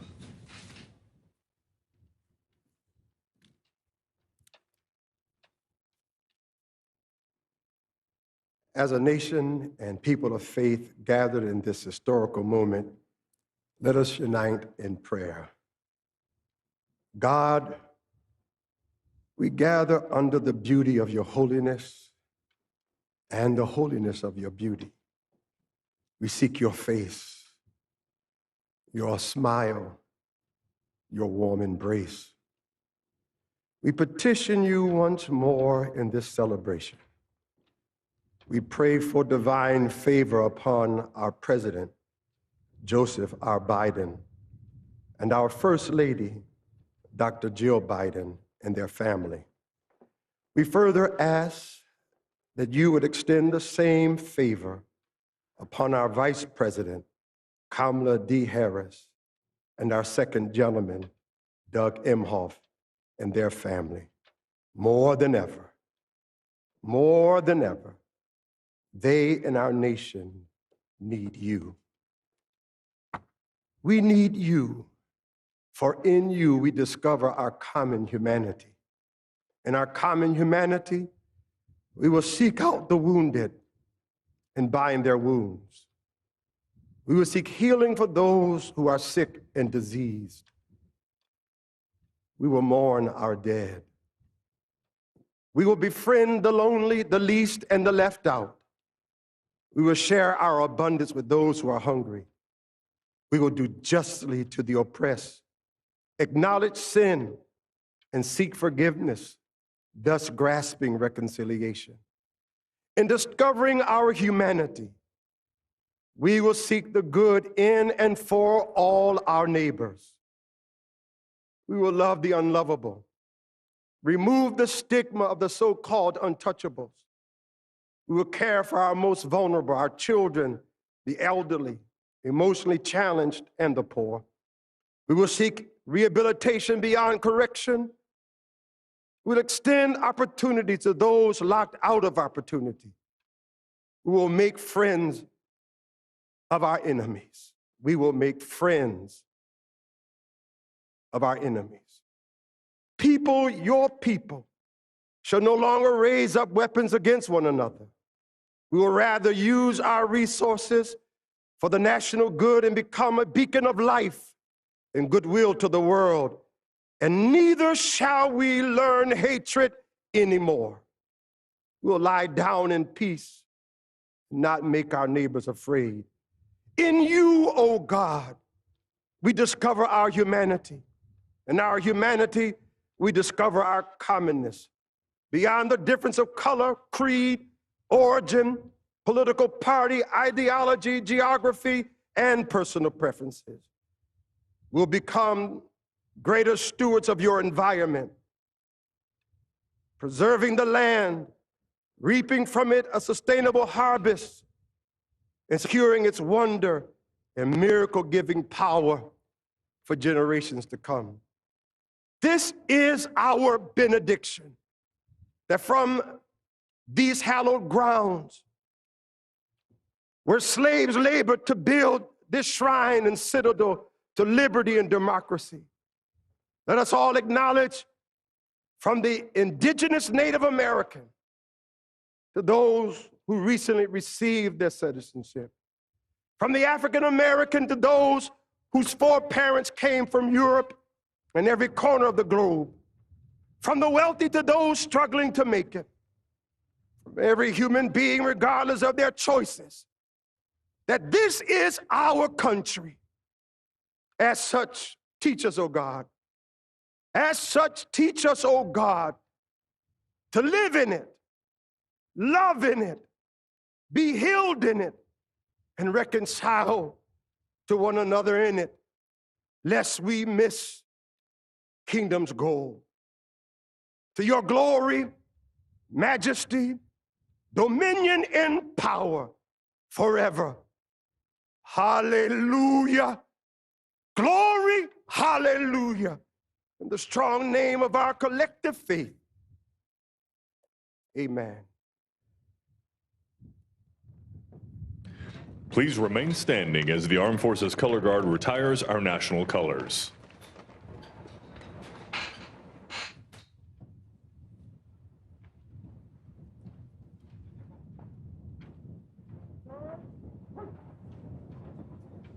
As we wait for the band to strike up, here they are, but that was quite some benediction. Similar messages we've had throughout the day: unity, unity, unity. Make friends of our enemies, he said. Rediscover our humanity. Teach us, O God, to live in this country, to love in it, and to be reconciled with one another in it. So we're at the closing stages of the ceremony now. President Joe Biden, let's just say that again. President Joe Biden, that is the big deal of today. You know, one man is no longer the president, another man is. So far, only men, but as we've discussed, perhaps not for that much longer. We're now going to witness them departing the stage. Robert, I rudely cut you off earlier, but before we get to discussing the inaugural speech, I can't help feeling that the overwhelming sentiment on that platform today from potentially all political stripes is relief. I think that's right. I mean, we've called that space on the west side of the Capitol the front porch of democracy. It felt like that today. There was a sense of unity from the political establishment. But, Tom, you know, that was a powerful inaugural address by Joe Biden, especially those 4 words, heal this broken land.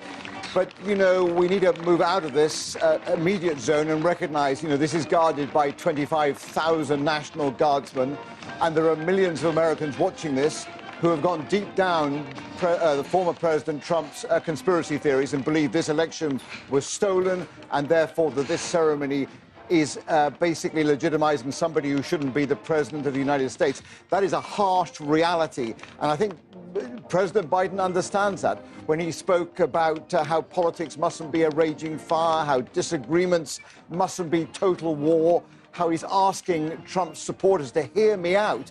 We're hearing there a man who understands the scale, the formidable scale of the task ahead of him, trying to bridge America's deep, poisonous divide that we've seen, that I've seen for so many years now here, since Donald Trump took office, but actually it predates that as well. Well, as we watch President Biden, let me say it again, and Vice President Harris now saying their goodbyes, Biden next to his wife Jill there, and leaving the stage, or preparing to leave the stage. Keneshia, your reaction? I mean, it was unity, unity, unity, the end of division, the end of division, the end of division. Those were the messages from all sides on the stage there, but will his enemies be listening? I don't know that they will. I think that more people participated in this election than have ever participated in elections, and so it suggests to me that the American public is hungry to think about what might be, to think about what is different. But there are, to Robert's point, some people who will not hear this and will not hear him, no matter how loudly he speaks or no matter how forcefully he speaks. And so I think we always have to be thinking about them while we try to forge ahead and do something new and unified together. Well, Harris leaving with her husband, Doug, there.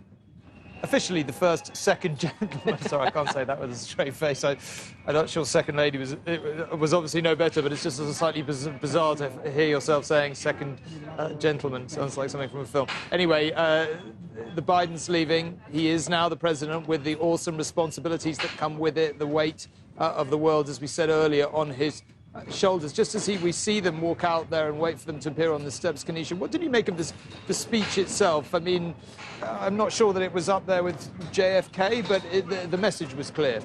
I thought he did a good job. It was clear that he wanted to speak to the moment, but wanted to do so in a way that would age well. And so I thought that there were some moments where it was clear the writer or he believed that somebody would be reading this and be trying to figure out what happened in this moment and be talking about this moment and looking to his speech as a way to do that. I thought that he would need to balance some of what was happening between the center and the left. And I thought it was interesting, he had a note there about a dream deferred no longer in his conversation about what the government owes black people or how they should interact with the black community. And so I thought it was interesting that he, again, was trying to strike this tone of being unified. He was trying also to name some policy things that he thought was important and to call out some of the issues that have divided us as clear and as things that we need to guard against as we move forward with his administration. Robert, the contrast with 4 years ago when we were sitting on this rooftop or one like it, having just listened to Donald Trump, and I can remember both of us. I remember listening to your reaction. It was a slight intake of breath as we listened to the American Carnage inaugural address, as we should perhaps call it.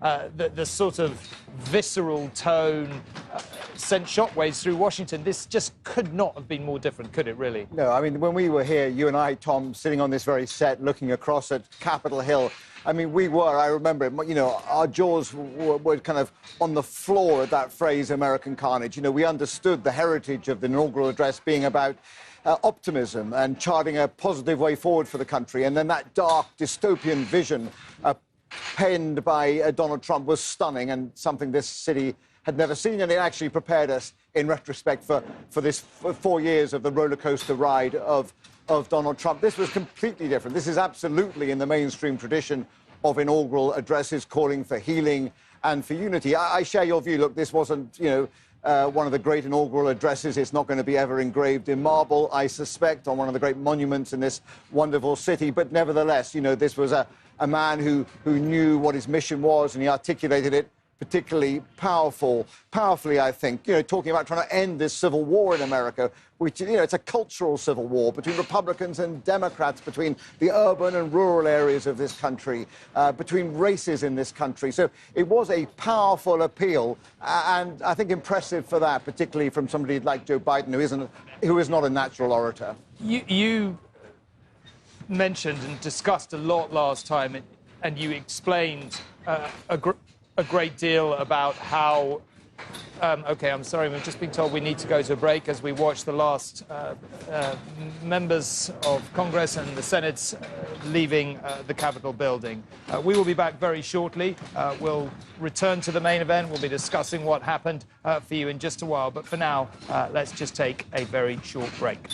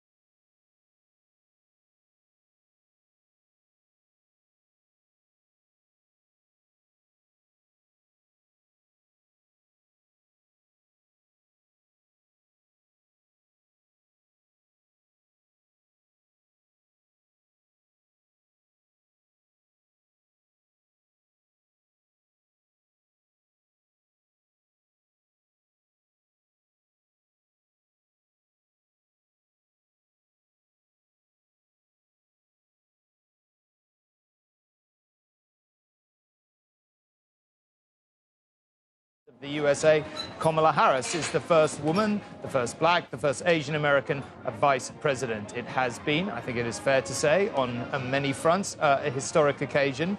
And as you can see, they are just leaving the Capitol building, milling around.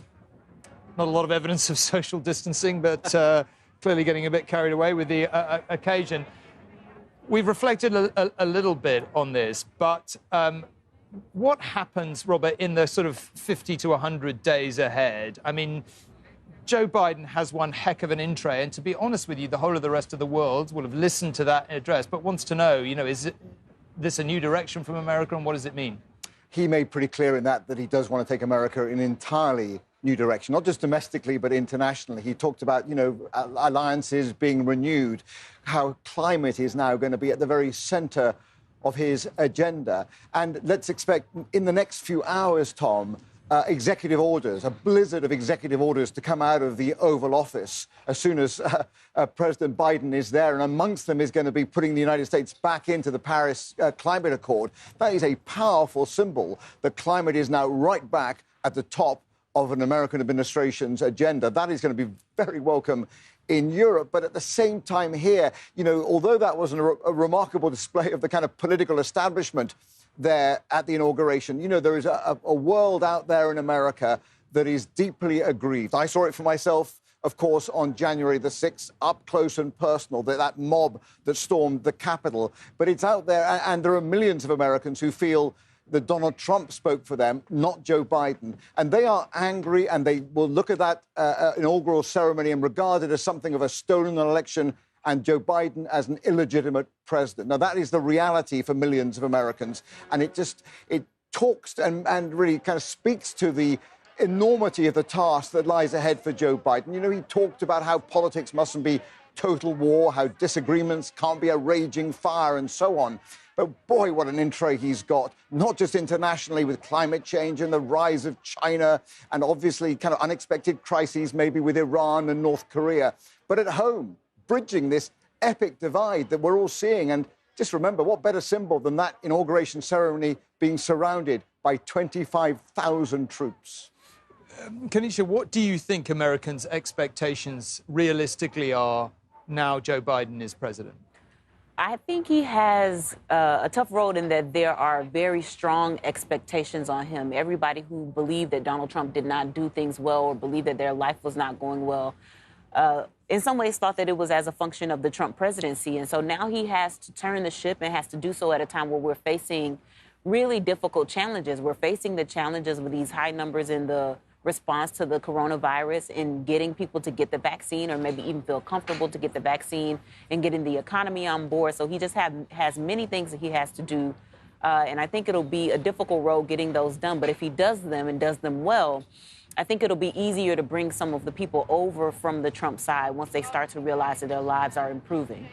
Well, we're on departures now, and as you can probably see, that was Mike Pence coming out of the Capitol building, preparing to depart, no longer the vice president, possibly, as Robert and Keneshia were discussing earlier, a future presidential candidate. Robert, I don't know what your feeling is, the likelihood and to what extent Mike Pence, I mean, he has had a difficult role to play, hasn't he? You know, he said he was going to be loyal to Donald Trump right to the end. You know, he was pushed and pushed and pushed. Some people might say beyond endurance. He broke. He decided he would finally break with him. Here he is chatting to the new vice president and her husband on the steps. Didn't go out to say goodbye to Donald Trump. Exactly. There are so many subplots to this day. One, of course, is security. One, of course, is the pandemic, but also the Republican Party. This is a storied party in American politics that is on the very brink of collapse. There is a schism in the Republican Party. Do they break now definitively with the former president, Donald Trump, or do they try and coalesce his army? And does another populist come forward? You know, is this a populist party? Is it an establishment party? These are central questions that are going to drive, you know, American politics for years to come. And all of that is playing out in the next few days here, Tom, on Capitol Hill, not at this inauguration, but at the Senate trial of America's 45th president. So it is an astonishing kind of range of emotions for Republicans as they work out, you know, which direction do they go in? Do they break with Trump or do they try and embrace his supporters in the hope that that gives them a lift up to challenge Joe Biden in 4 years' time? Well, Keneshia, briefly, as they get in the car here, can't imagine two different vice presidents, really, Mike Pence and Kamala Harris. No, I don't think that we could.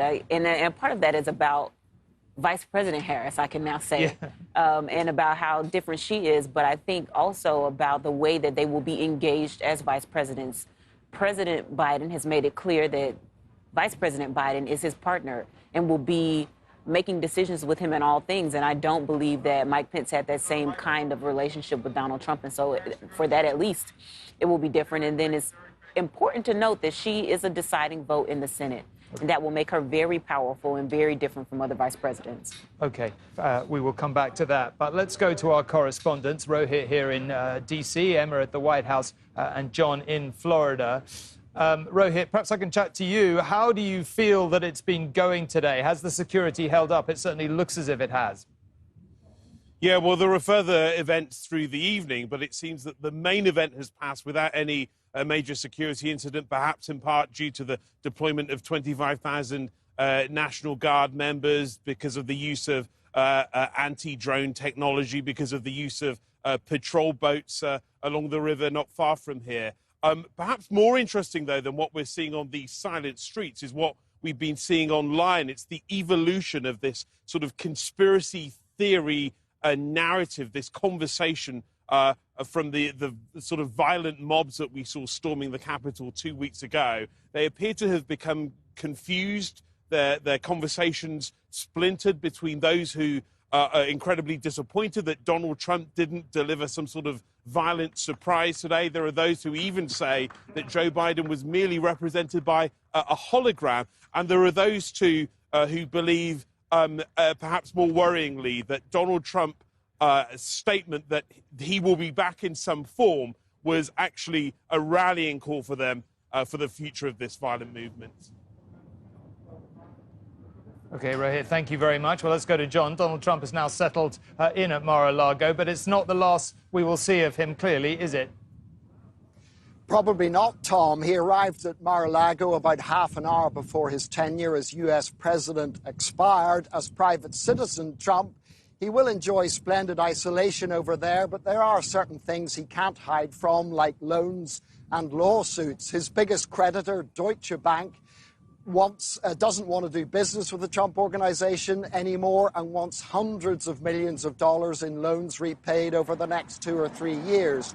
When it comes to Trump's legal affairs, Joe Biden may choose not to pursue him federally. It would not help heal a broken nation, to use his inauguration phrase. But Mr. Trump has lost the cloak of protection afforded him by the presidency, and he may be pursued in private and state prosecutions. New York, for example, has been investigating his company's tax affairs and the alleged payment of hush money to 2 women who claim to have had affairs with Mr. Trump. His biggest problem is that some of the evidence compiled was strong enough to send several associates of his to jail. If he's not a worried man, perhaps he should be. And let's go on to Emma at the White House. Emma, clearly the White House is waiting for a new tenant. It's quite a tricky handover, I imagine, in the time of COVID. Yes, indeed. As power was being transitioned down by you here, lives were being transitioned and people were moving out the Trump's furniture and trying to get in the Biden's belongings. Now, they have about 5 or 6 hours to be able to do that, so it is a real challenge. And bear in mind that this year it's even more difficult because they're trying to do it in the midst of a pandemic. And that is a real problem because you've got over 132 separate rooms to tackle, 8 staircases, so many areas that need to be super clean. They're actually doing an exceptional deep clean because they are so concerned about the way that coronavirus has been handled under the Trump administration. They want to be utterly sure that there is a safe environment for the Bidens to arrive in. Emma, thank you very much indeed. Well, Robert and Keneshia, can I come back to you for a very brief final thought on this remarkable day? Keneshia, perhaps you first. Just happy. Ready to celebrate, hopeful that things move forward, hopeful that we get to a policy environment where things are moving. Robert? you know, this has been, you've watched this presidency over the last 4 years, and many others come to that. It's been quite, I mean, it's possible the news business is a bit quieter in Washington, but what's your final thought, having seen today? I think the improbability that Joe Biden, of all the candidates we looked at during the Democratic primaries, has come through and appears to be the kind of man to match the moment. But also, we cannot ignore the importance, the significance of Vice President Kamala Harris. You know, that is a profound moment, I think, for many people. I know my own two daughters are walking a bit taller right now because they can see a woman vice president, potentially in 4 years' time, a woman president. So this is a big moment for America. But I am also aware that there are millions of Americans out there, many of whom I've seen over these last 4 years, who are deeply aggrieved with the establishment, and they see what happened here as the act of the establishment. It doesn't heal. This healing is going to take a long time to happen. OK, Robert and Keneshia, thank you very much indeed. It's been a great privilege to sit beside you and witness this remarkable day. Now, we've talked a lot about Joe Biden. Robert and I discussed earlier in the programme what it was like to sit here 4 years ago. We were vaguely expecting, I think, like a lot of other people, that Donald Trump would strike a more unified tone. He didn't. It was a very in-your-face speech, a totally different kind of speech from Joe Biden today, a man who's waited his whole lifetime to become president, whose life has been blighted by tragedy. But we saw him walk out there today and claim and make history, in short. Now, that is just about it from us for this ITV News special programme on President Biden's inauguration. Later, he will carry out his first act as Commander-in-Chief, inspecting troops and visiting Arlington National Cemetery to lay a wreath at the tomb of the unknown soldier. Former Presidents Obama, Bush and Clinton are expected to accompany him, perhaps a bit of a message in that. And today, here in Washington, there has been a decisive changing of the guard. It is more than just the difference between Republican and Democrat. It is about personality as much as it is about politics. There remains a question, of course, about whether we have heard the last of Donald Trump.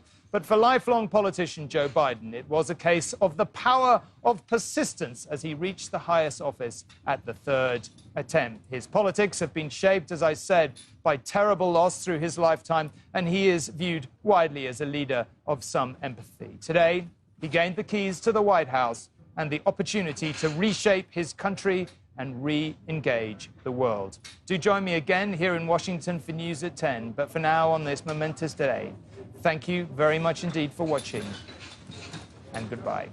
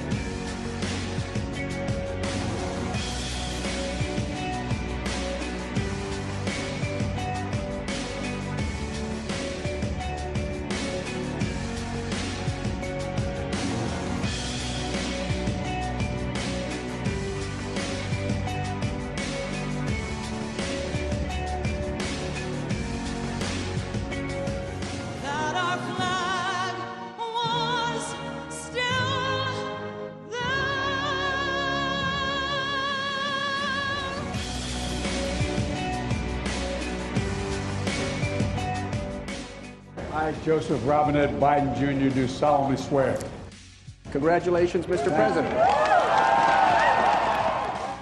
Where a skinny black girl descended from slaves and raised by a single mother can dream of becoming president, only to find herself reciting for one. I will be a president for all Americans. I will defend the Constitution. I'll defend our democracy. I'll defend America.